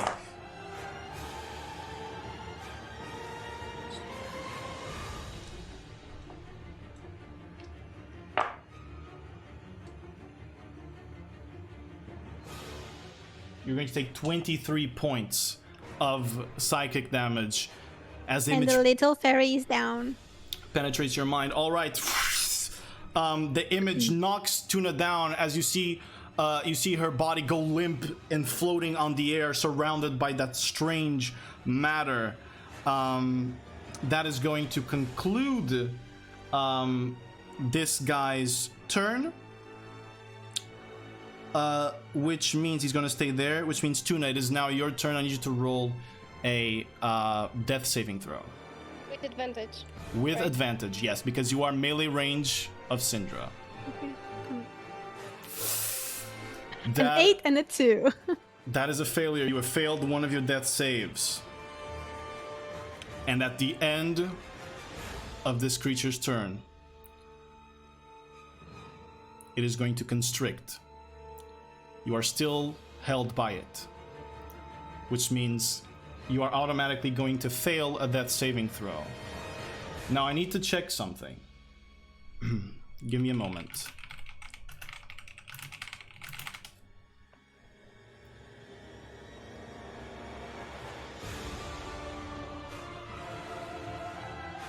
Alright, exactly. This damage does not critical hit, so you fail an additional 1. You have 2 failed death saving throws as the 2 legendary actions that these tentacles begin to wrap around you. And you, Syndra, you take 12 points of bludgeoning damage. I rolled max damage on that. As the tentacles constrict. Alright, so that is going to be Tuna's turn and its turn. Azazel, it is your turn.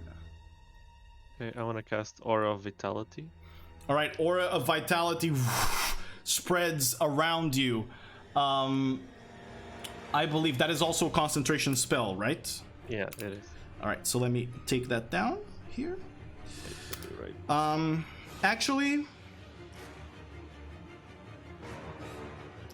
you are not casting Aura of Vitality. It's going to counterspell it. Bitch. I cannot counterspell the counterspell because I'm dead. Counterspell. You do. All right. It was Yeah. counterspelling it at 3rd level. So do you still have 3rd level spell slots left? Yeah. I All saved right. it. Nice. As the Blood- as the eyes look and stare into Azazel as he is beginning to concentrate on this spell, expanding his consciousness, his bandages floating in the air, trying to reach out into someone. You see the bandages retract slowly as then Syndra, staring at the creature, still grappled, shadow comes out of her eye. The pale blue flame wraps around it and strikes the eyes of the creature, making it unfocused and unable to cast the counter spell. You may still cast Aura of Vitality. Good job. All right. Let me take a look at this because I don't know if you can still heal this turn immediately. So Yeah, I was gonna ask that. yeah, you can because it is an action to cast and a bonus action to heal someone. So you can heal someone right now if you want. I do. I want to cast Syndra, so... Oh, but wait, does Tuna get the... She still is The stronger healing? together, bound to you, so she will still heal. So she will come back to life. Yes. Okay, then I want to heal Syndra and then Tuna come back to life. All right. Go ahead and roll 2d6 for me. Where is this crap? Ugh, 4. All right, 4 points of healing, which means Tuna gets. It's 5 plus the level of the spell. All right, so Tuna is So- going to get 8? 8 points of Or healing. Vitalist. Yeah. All right, got it. So Tuna, you come back to life, still held by the creature at 8 points, and you, Syndra, heal for 4. All right. Anything else you're gonna do here, ZZ? I will not proc the thing of opportunity, so no. You would not. He already used his reaction to counterspell. Oh. Yeah, yeet! Get the fuck out. All right. So does that finish it then? Yes! At the end of your turn, it's going to use its last legendary action to chase you down, as it At least it's wasted. floats towards you. Got it. All right. So, Syndra, it's your turn. You still grappled?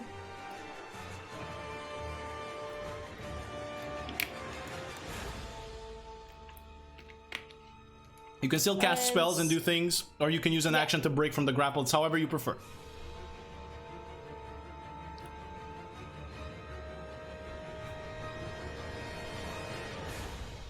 I'll use.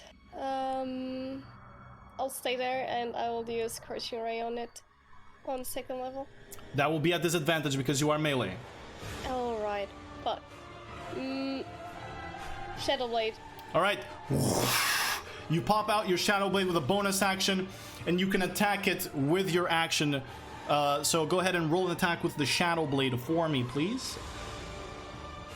As from her right hand, the shadows coalesce around in the form of a blade, a longsword type. It's a normal roll. Yes, normal roll. All right.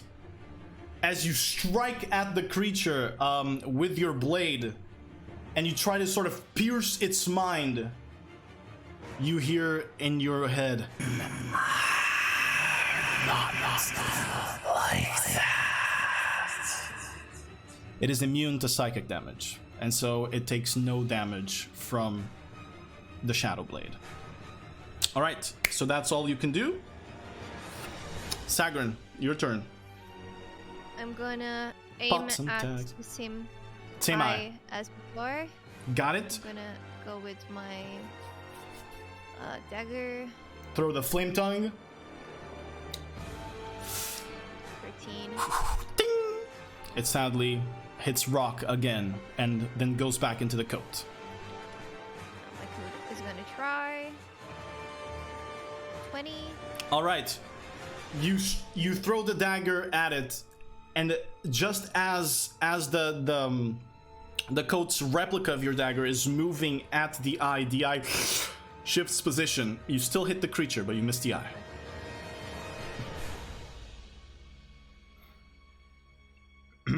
All right, that is a lot of bajillion damage. That is 19 damage, right? Give me a second. All right, the creature is looking very hurt right now. Very hurt. I'm gonna go with my crossbow. Finally. With your crossbow, go ahead. 19 hits. Go ahead and roll damage. 8 points of damage. All right. Very well. As you quickly fire the crossbow at the creature, you manage to hit it in the back, sort of in the ribs area, and you see it now begin to become slightly bloodied.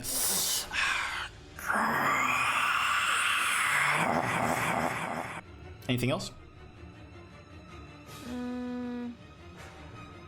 No. Got it. Next up, it is the lair action. As the portal begins to pull you, Sagrin and Azizel, I need both of you to roll strength saving throws. Need to beat a 14. If not, you are pushed 15 feet towards the portal. 14? I got a 14. I know, I got a 12. Shit. All right, 12 and 10. You move 15 feet towards the center of the portal. How much? Sorry? 15 feet. 15. All right.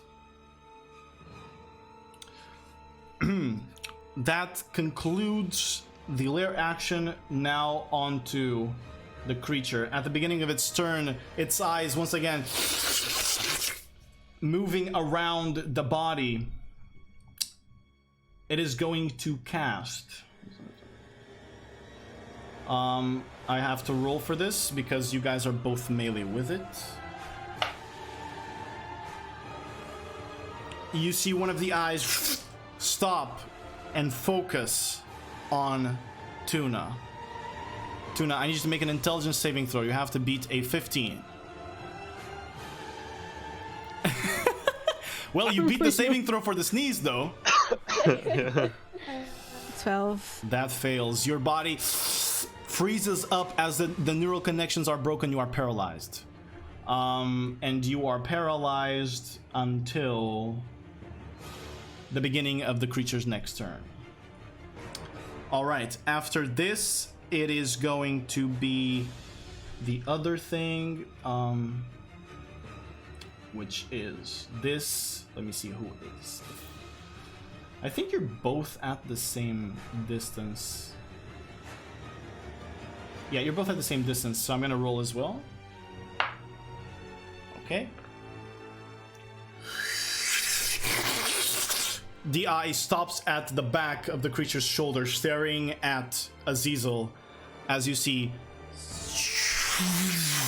a beam sweep the area. I need you to make a dexterity saving throw. You have to beat a 15. Oh my god. A 14 does not beat it. Oh really? You take 13 points of fire damage as the area is swept, and I need you to make a Constitution saving throw to see if you maintain concentration on Aura of Vitality. It's concentration, right? Yeah, Constitution saving throw. Aura of Vitality vanishes as the bandages fall into the ground. All right. So now it's its actual turn. It's actually now he gets to do something.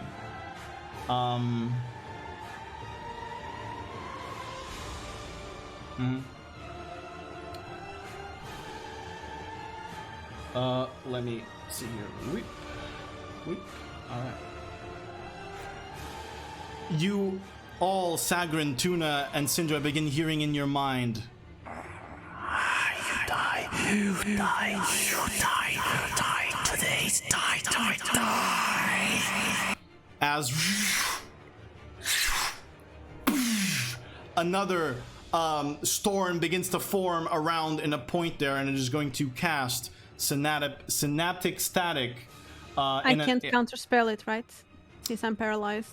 You are paralyzed. You cannot counterspell. So it is going to cast synaptic static. It is going to be. I'm going to need all of you to make intelligence saving throws. For me, please. You have to beat a 15. Oh, 16. All right, you beat it. 14. 16.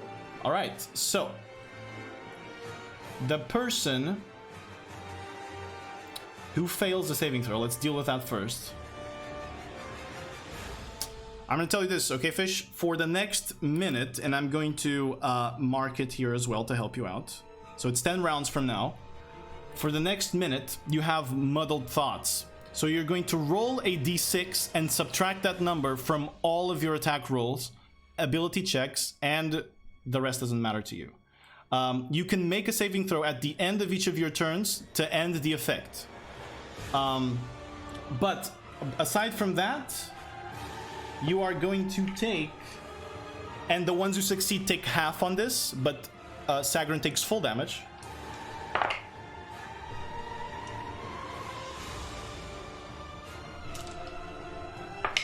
Jesus.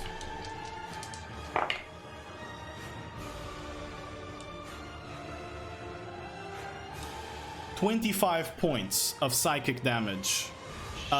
It is halved to 12 points for those who succeeded. So Syndra and Tuna take 12 points. Sagrin takes 25 points of psychic damage.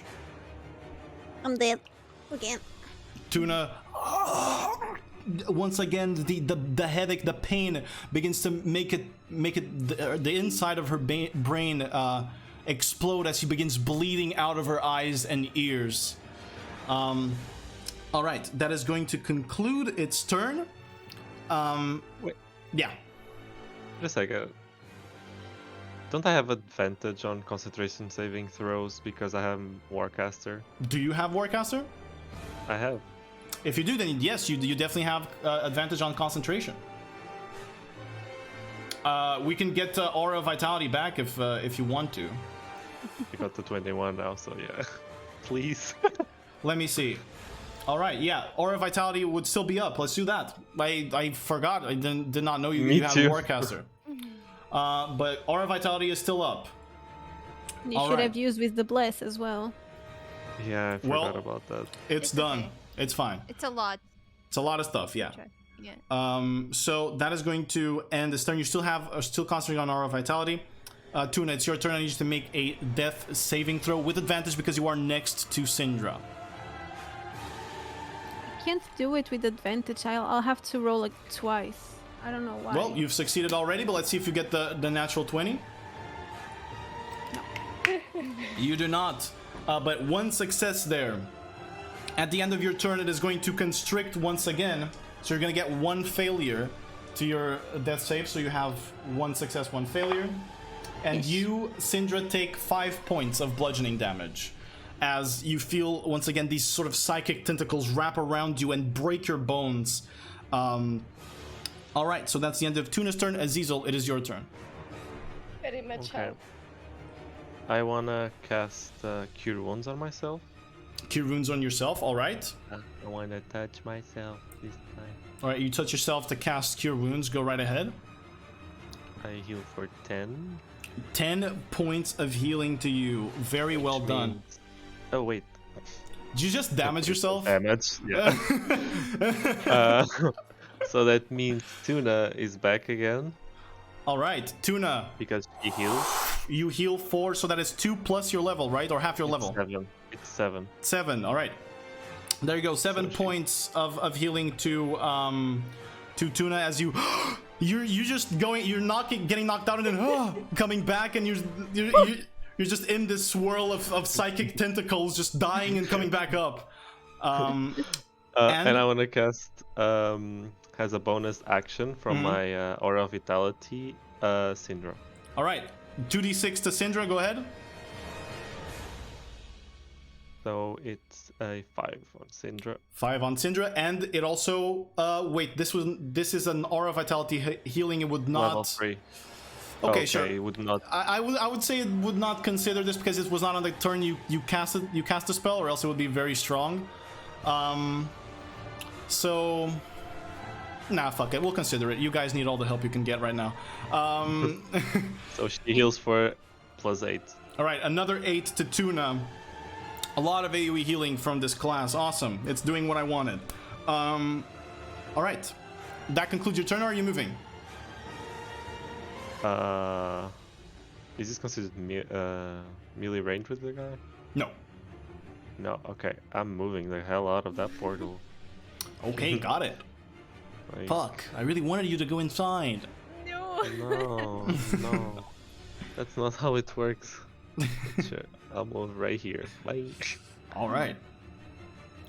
Got it. Okay, so back to the top of the round. Syndra, it's your turn.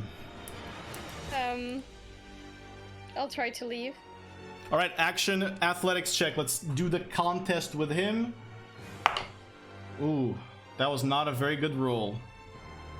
Yours was worse. Was worse, thankfully. I rolled a 12. I was very scared. But it still didn't add his bonus.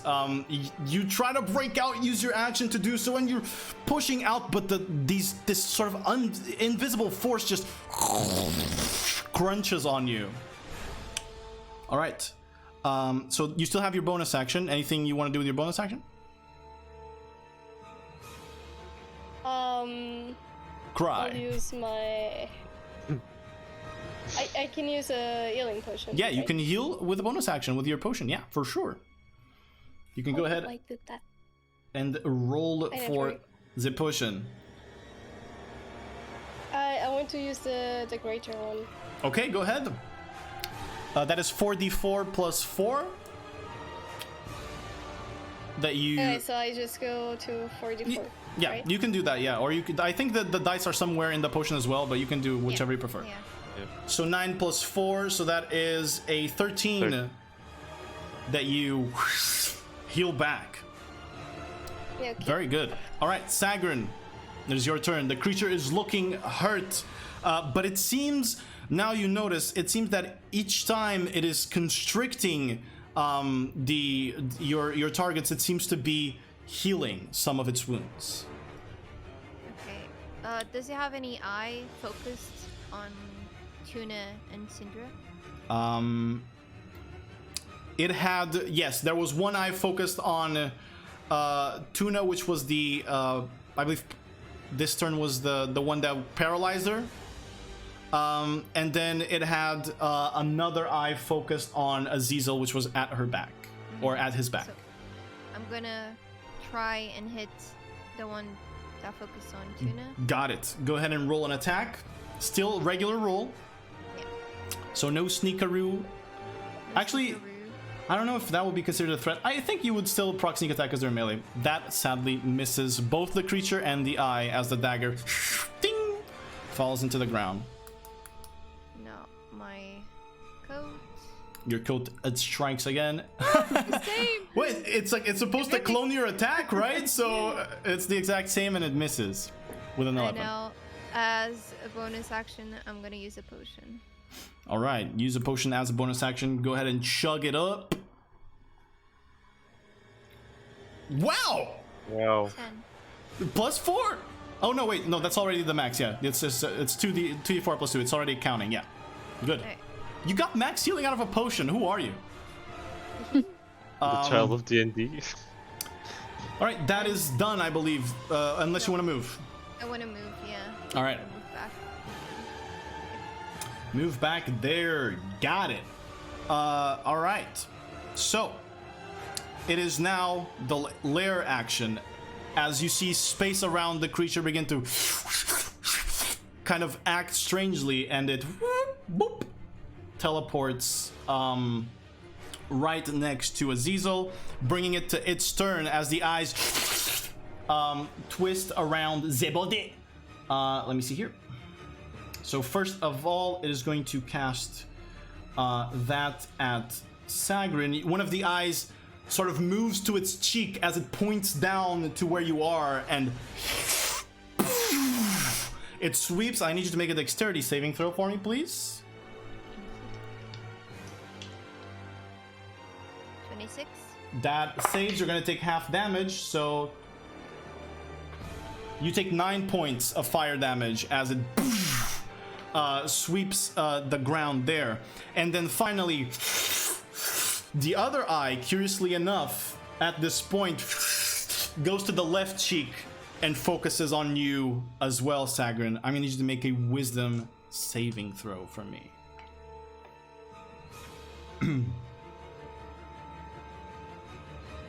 That is a failure. The creature's image pierces your mind and you see yourself in a dark space. Your brother multiplying again. And then the creature appears. You are frightened and incapacitated while you are frightened. I'm not frightened because I'm against being frightened. Because you're a halfling, right? Yeah. Then you manage to shake off the effect. You begin focusing on, what do you focus? How do you shake off the image of this creature and your brother? Tuna! All right, you begin focusing on the image of Tuna, and you see her face, you see her wings, you see her flying around you, the moments you have shared, and you manage to brush out the effect. You are not incapacitated, and you are not frightened. Awesome! All right, it is now the creature's turn, full on. That's just the appetizer. So, so that's done. Right? No. That's not done. So that's fine. Yeah. Very similar to what you had seen before. Centered. Let me see where it would center it. Yeah, it can center it here and affect all of you. You begin hearing screams, screeches of everyone. Syndra, you hear your father's voice. Azizel, you hear the people, your family, your father, your mother. Tuna, you hear Sagrin's screaming voice. Sagrin watches and relives the moment of her brother's death as it casts synaptic static once again to affect all of you. I need everybody to make an intelligence saving throw. Am I still paralyzed? You are not. It's at the beginning of its turn. You lose paralysis. I counterspell. All right. It is at 5th level. You need to roll an intelligence check and beat a 15.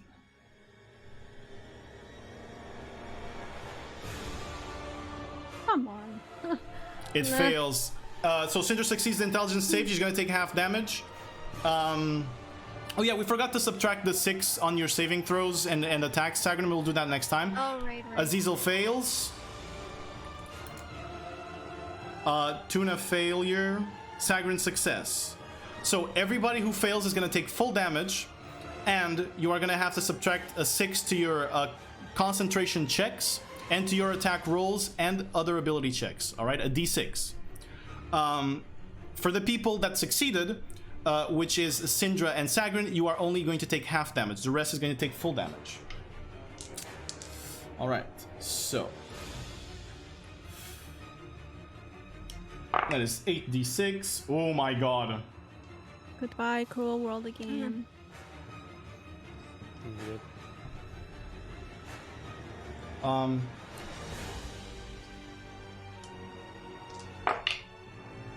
Whew.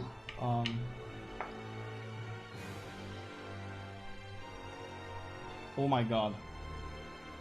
33 points of psychic damage, which means it's halved. It is so 33. It's psychic? Yeah. I'm resistant. All right, you take half of the half if you succeeded. Oh no, you've failed. So you take half anyway. But wait. So 30 33, half of that is I'm going to say 16. It is 16. Whoever succeeded takes 16 points of psychic damage. Whoever failed takes 33 points. And Azizi is obviously not going to take that because it's halved. All right. Sagrin is unconscious on the ground. He is so. Tuna is unconscious on the ground. He is very, very low. So, yeah, that is going to be the creature's turn. Tuna, it is yours. I'm dead. I'm gonna do that saving throw advantage. Already a 19. Let's see if I get the 20. And I'm gonna need a concentration check from Azizel, which you are going to subtract a 6 from. With advantage. A d6. Yeah. With advantage, and then you subtract a d6. You need to beat a 6. Actually, you need to beat, because it's half damage this time, you need to beat a 16 as well. You do not beat it. With a 9 and 13, you do not beat it. So, Aura Vitality drops. Alright. So, a death save success on Tuna. At the end of Tuna's turn, it is going to use 2 of its legendary actions to constrict again. Tuna, you fail 1 death save. Syndra, you take 6 points of bludgeoning damage as the creature once again pressures you even further. Alright. Azizel, it is your turn. Tuna's down. Sagrin's down. It's Tuna, Sagrin. Syndra's still up. Syndra's still up with 5 hit points. Wait, let me think this through. Go ahead. It's a tough situation.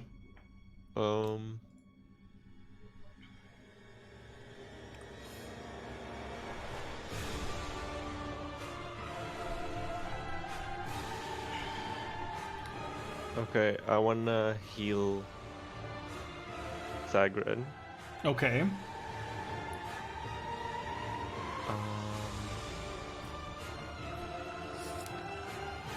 I want to heal Sagrin with healing word. All right, So she healing can word. Come back up. Yeah. Go ahead, and Tuna is going to also come back up. So bonus action healing word. Go ahead and heal. 4 points to back to Sagrin, and how many to Tuna? 5 plus 1. All right, 6. She's alive again. 6 points to Tuna. I'm alive. I'm dead. I'm gonna die again before my turn, so. All right. And I wanna heal myself with cure wounds. All right, you touch yourself with cure wounds. You cannot because you can only cast a cantrip. You already bonus action healing word. Oh. You can only cantrip now. Cantrip that motherfucker with Sacred All right. Flame. Dexterity saving throw. It is going to fail, and as such is going to use his legendary resistance to succeed. The first one out of 3. So he manages to succeed. As you see the flame wrap around it, it begins to shrug it off as it flies up in the air. It is very low. All right. Azizel, that concludes your turn, I believe. You already used your action, so... I know. Syndra. Yeah. Top of the round. It is you. Fuck, I'll try to use Witch Bolt. Second All right. level. It is going to be First level, disadvantage. I mean. It's going to be Yeah. disadvantage, okay? But go ahead, roll the attack with disadvantage to see if it hits.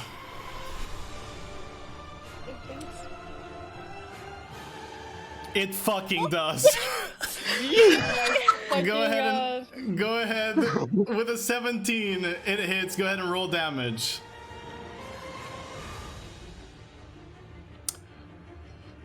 Syndra. Yeah. Please describe your enemy's demise as you bring it down with a last witch bolt. How do you kill it? I'll do like this and simply like turn, pull the lightning to me, Yeah. and he snaps. Okay.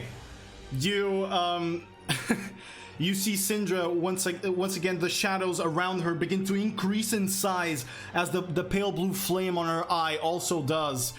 The flame feeds her right arm as it begins to crackle with lightning instead. As she fires it into the creature, it hits the center, the core of this being, and then she pulls it back as the chest explodes outward, finishing off William and finishing off the final boss and final Yeah. encounter of the campaign. You're not dead. Well done, I everybody. mean, if the explosion does damage, I'm dead. It does I'm not. very low. No, not on you. It does not. It's only on the target. But the creature falls to the ground. That was pretty cool. As it does, you see the portal still sort of shattering and throwing lightning at the whole room. And some of the lightning you see begins to tickle the body of the creature. What do you do? And the second creature appears. Round 2. We'd be so fucked. I just fall on my knees tired from all of the healing and shit, I guess. I look request- around and see Sag is okay and Tuna. Yeah, I request some healing. I Yeah, think we all do. you guys are pretty low. Yeah. Um, I can heal her. Can I check the portal to see if I can? Because I already have, Yeah.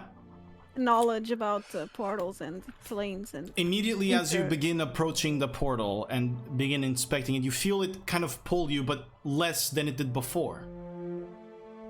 And your wings extend and become kind of paralyzed in the air as the pattern, the swirling white pattern, gray pattern of your wings extends out into the room and beyond the room. These swirls all around, spreading in line with you. What do you do? Please don't Wow. spawn monsters. So the pattern is still the one I saw Mm-hmm. on the. Between the planes, yes. Yo, what do I do? Can we I asked see- them. Beyond Yeah. the portal, do Oh, we see like anything? It is just purple light. You cannot see anything.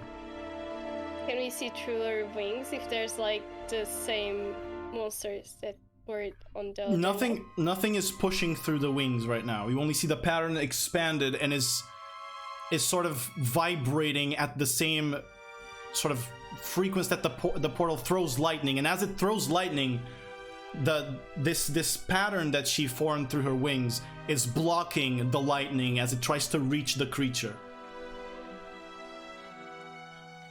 Can I look at the creature? Yeah. See if the eyes are still moving.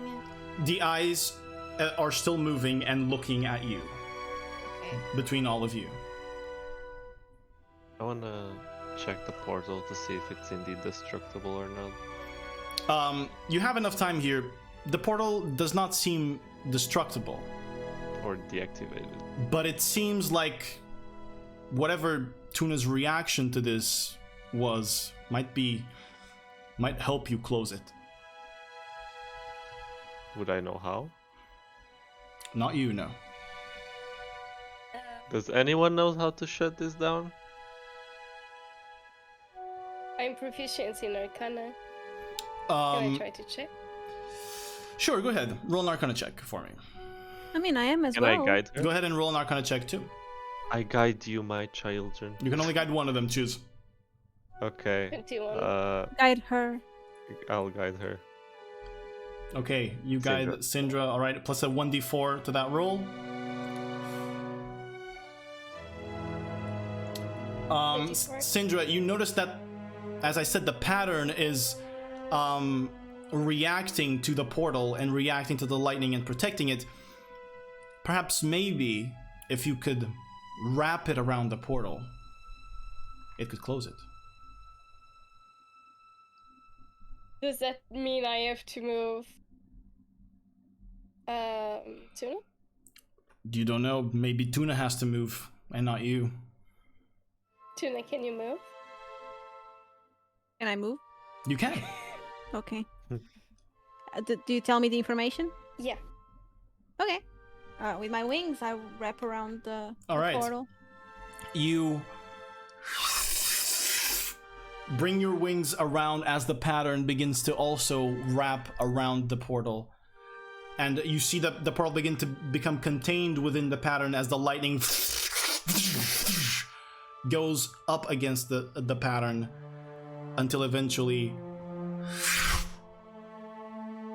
it closes.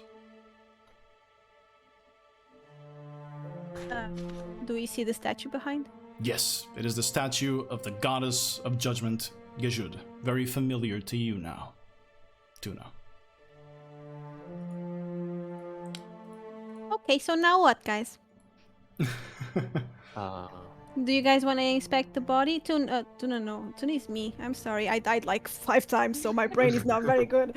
Syndra, do you want to, absorb the power of this creature? Is the body with like a blue flame or something? There, you killed it, so there is a blue flame in it. The choice is yours. Yeah. Oh no. You're going to absorb it? Yeah. More Okay. sleepless nights. I'm gonna Yay. shock someone. You touch the flame, and you see the flame from blue turns to purple suddenly as a flash of William's face appears amidst it, and then wraps your whole body as it then you feel your body tense, your muscles tense, and you fall on your knees as you see on her face a goat horn begin to rise from the left side of her face and the left side of her head. You see her body, the right side of her body, both her arm as well as her torso increase in size, kind of putting her off balance. That is all for now. Nice. Okay. So, well. So now Syndra is the last boss. Yeah. With 6 HP. Plot twist. It's 5 HP. Anyway, closing down the portal, you've finally laid there, exhausted, and staring at William's altered body. A creature of horror, changed by twisted visions you can only imagine come from the deepest nightmares of mortals. Imagination fused with desperation, with pain, with anxiety, the darkest corners of the mind, brought to life by a strange force you can't quite understand. And it makes you wonder just how powerful one's thoughts can really be, and how they can affect your reality. You hear the cracking of stone and a loud noise coming from one of the sides of the statue of the goddess of judgment. Dust falls from the ceiling as you notice something is hitting that wall from behind. One last hit, and rock and rubble break and are projected away from the wall as more dust is lifted up, and through it passes a figure.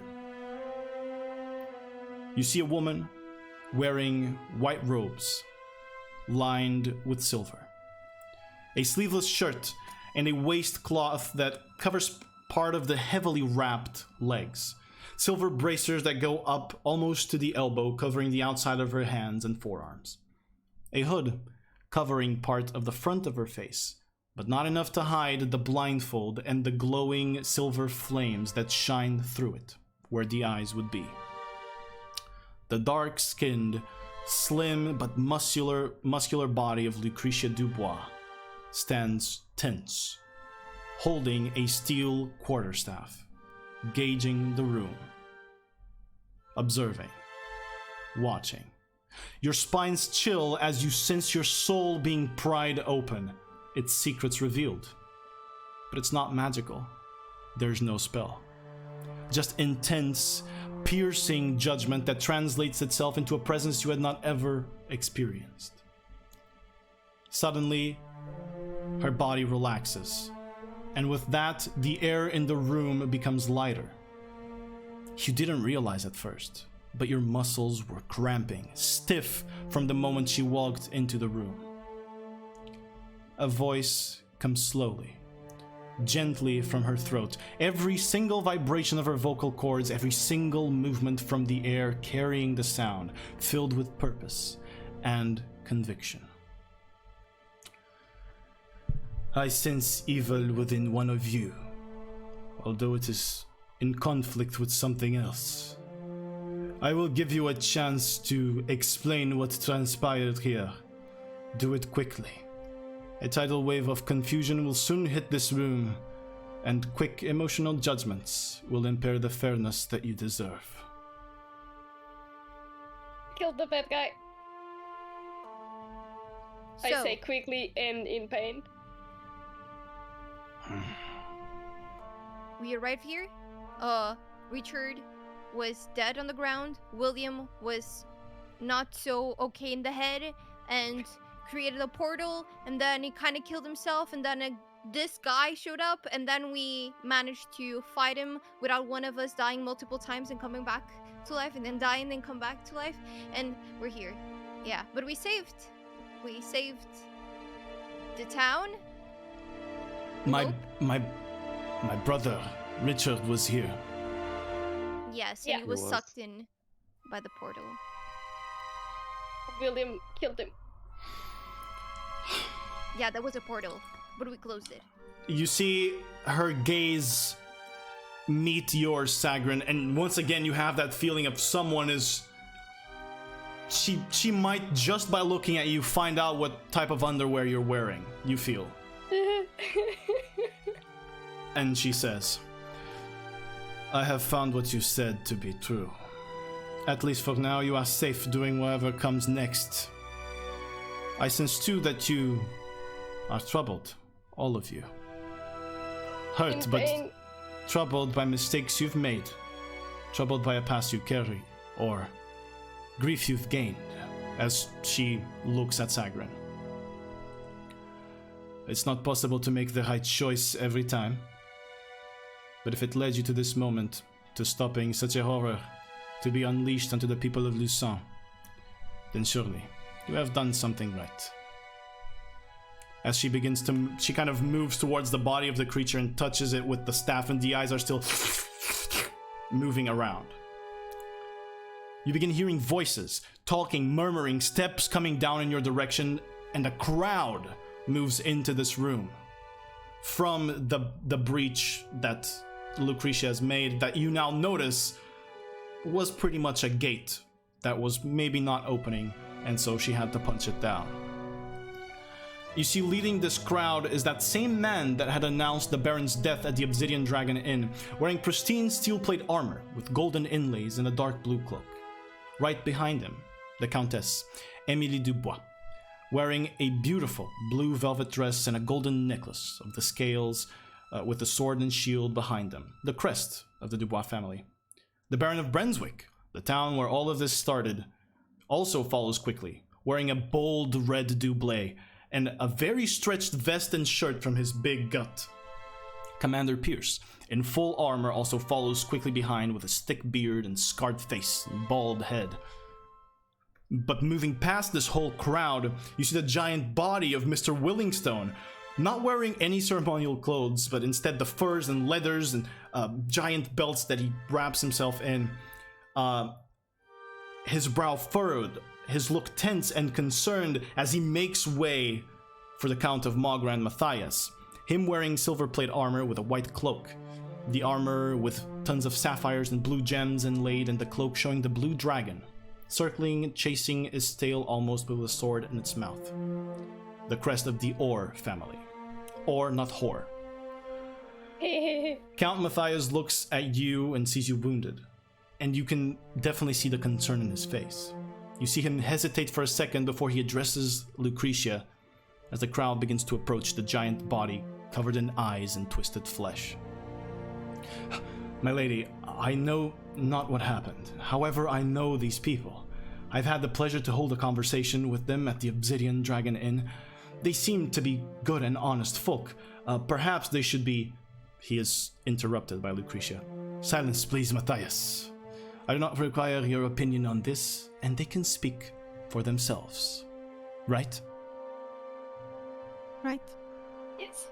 Correct. The crowd approaches the body, and you see Commander Pierce sort of begin to examine it along with the Baron. Emily Dubois moves in as Lucretia says, Richard is dead, Emily. He was apparently involved in this somehow. Emily says, no, there is no way that our brother would be responsible for what has happened here. He is not an evil person. And Lucretia interrupts. Do not lie, sister. You dishonor our family legacy, and you dishonor our great kingdom. Us Dubois had responsibilities to uphold true justice, impartial, uncorrupt, unyielding.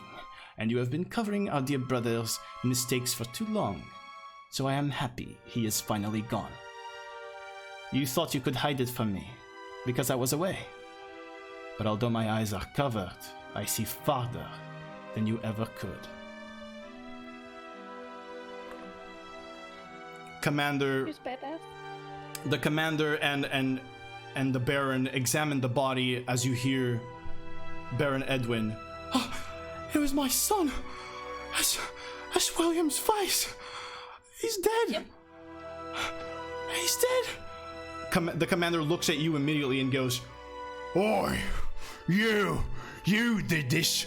You made him like this! I knew you were heretics the moment I saw you! You were filthy scum from the moment I laid my eyes upon you! You die today! and he runs forward with his sword. In this moment, the Vordur, Lucretia Dubois, quickly steps from her positioning, accompanying the movement of the commander as he runs with his sword out. Her body transitions from relaxation as you feel the air once again grow heavy as her muscles tense for a moment. In a fast motion, she's on the commander's right side, and just as he turns to her, the air around you becomes light as both you and her breathe in. And right as you exhale, you feel the tension again as her right arm extends into a punch, bending the plate armor that protects the commander and sending him away, flying onto the feet of Gajud's statue. These people do not deserve your wrath, neither are you in a position to deliver it upon them. They expose only what they believe in, and they have saved the people of this city, and perhaps the whole county today. If you find it necessary, a trial will be held. Otherwise, they are free to go and should be properly rewarded.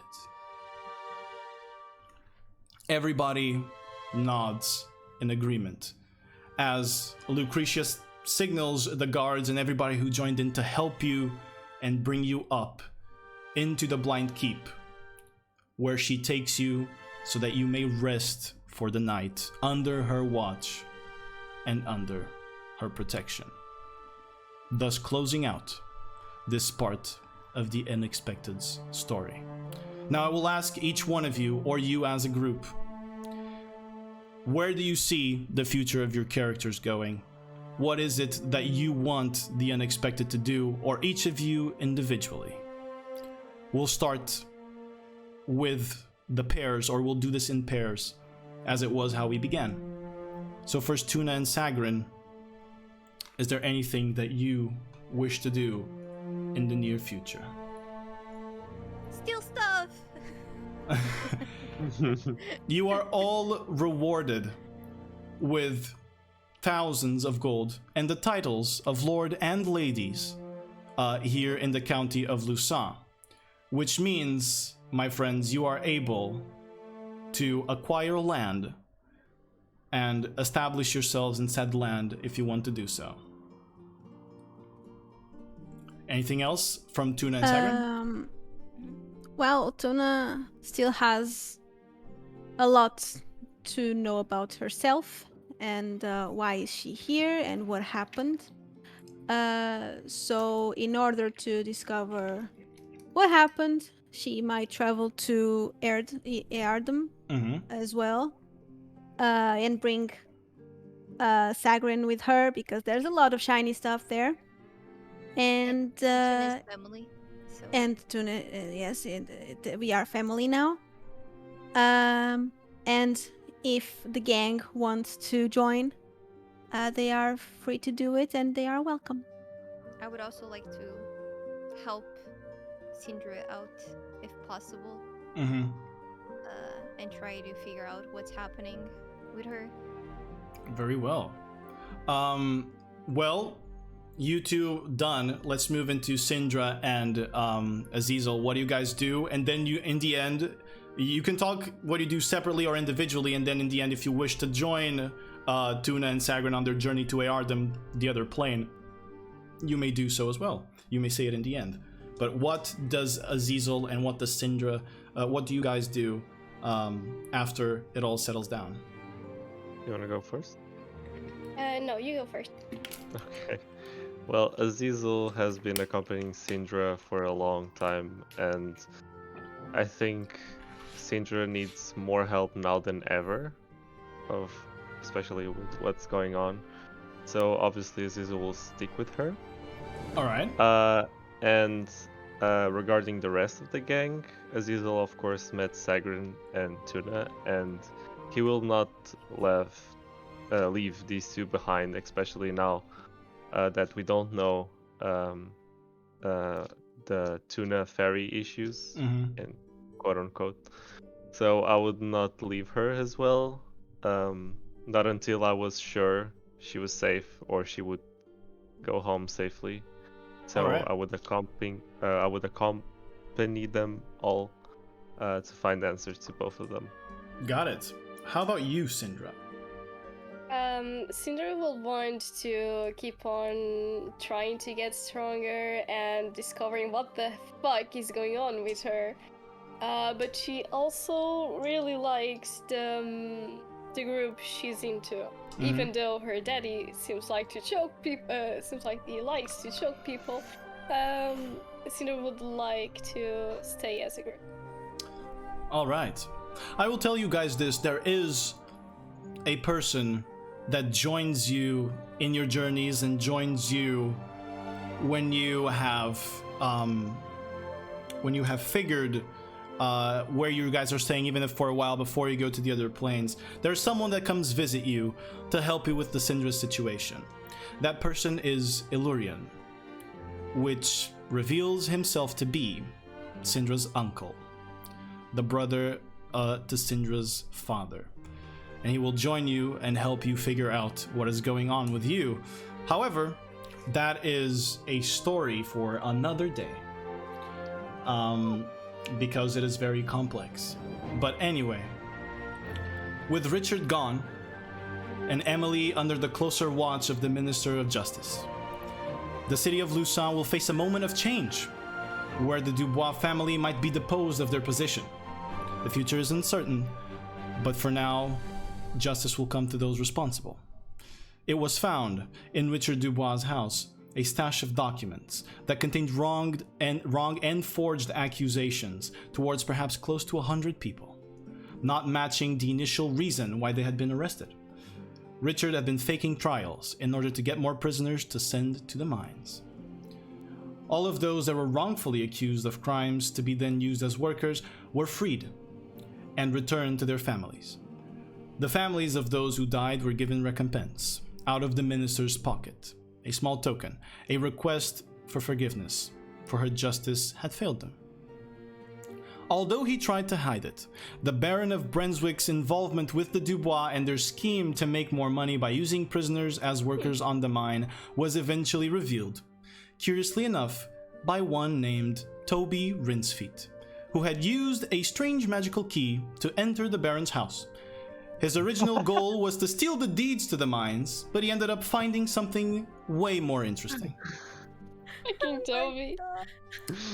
Brunswick is now ruled by a baroness, Suzanne Willis, the daughter of the Baron, who had no involvement in these schemes and had gathered the good faith of her people over time.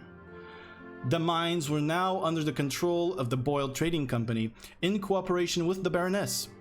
With this change also came a change in leadership, as a new foreman arose, elected by those who worked there due to his dedication and hard work.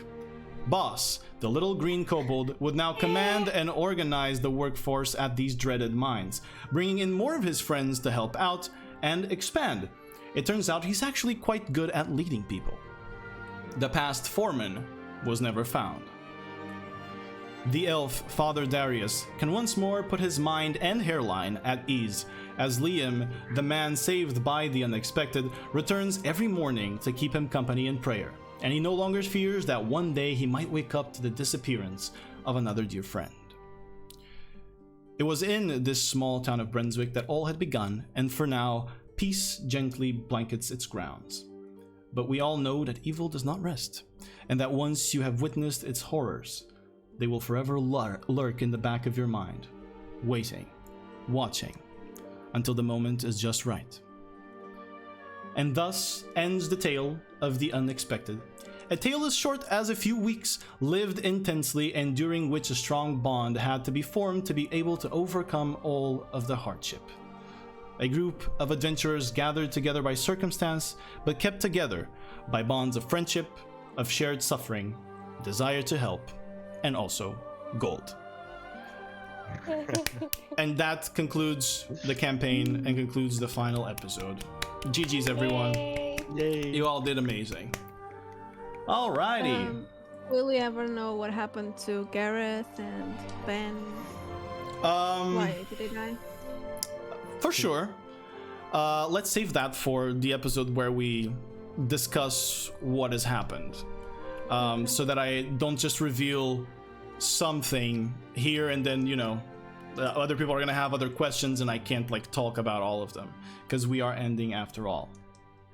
Anyway, great job on the fight, good counterspelling, good looking out on your features and your stats and all of that. That was pretty cool.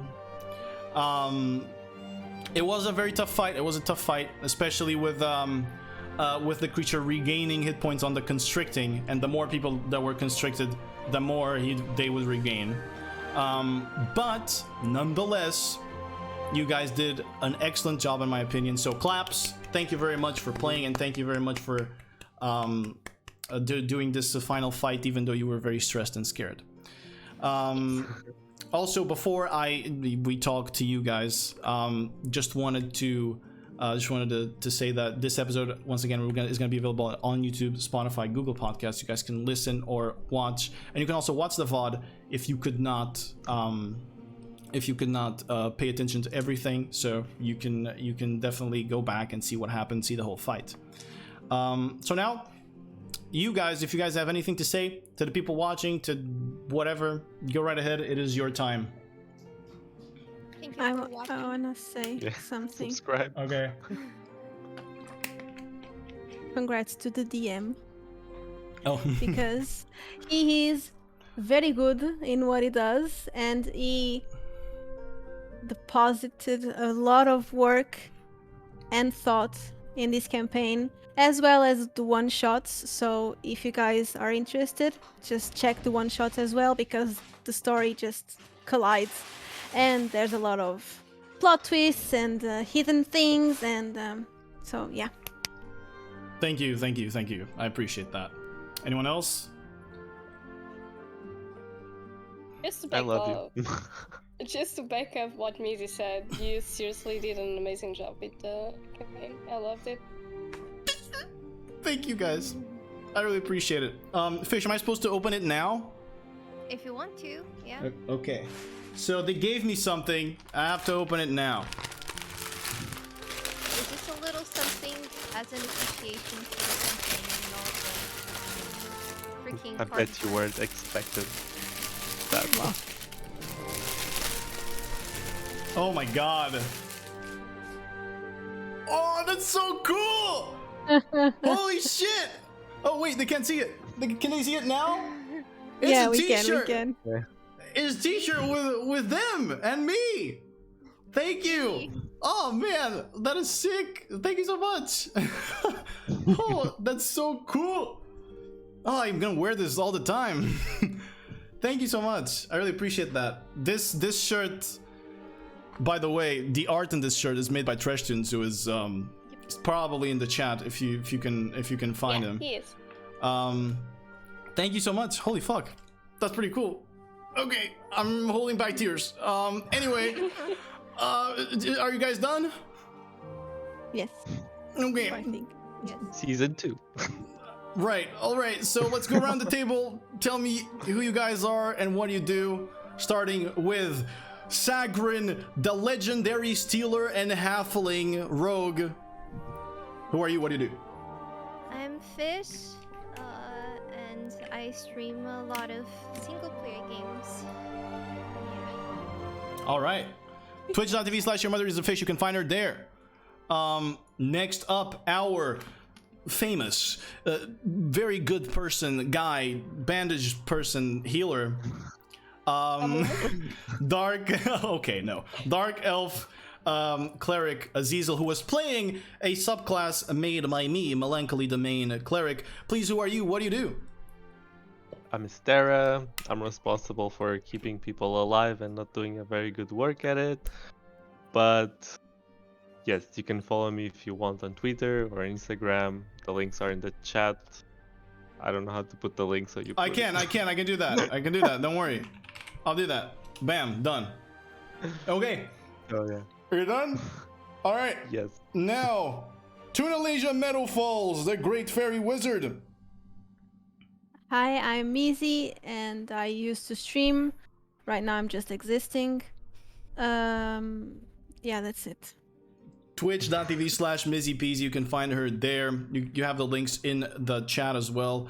And finally, Syndra, our dark elf sorceress. Who are you and what do you do?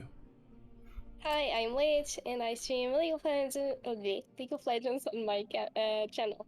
Alright. Twitch.tv/witch_semi. You can find her there. Thank you guys once again so much to everybody who watched, to everybody who played along, to if you even only tuned in for one episode. There's a cat there asleep. Thank you so much. We all appreciate your support, and thank you to the group for playing. That was awesome. You guys did a good job, and I love playing with you. That was fun. And I hope to play with you again, perhaps under different perhaps under different circumstances. All right. This is how we say goodbye, everybody. Bye. Bye. Thank you for watching. Bye bye. Farewell. Subscribe. And we'll see you next time, guys. Bye bye.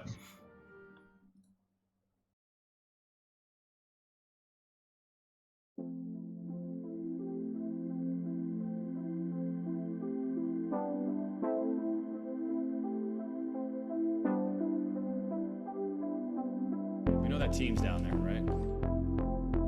I also know there's like 5 or 6 guys in this lobby. Desperate. For just a hint of love.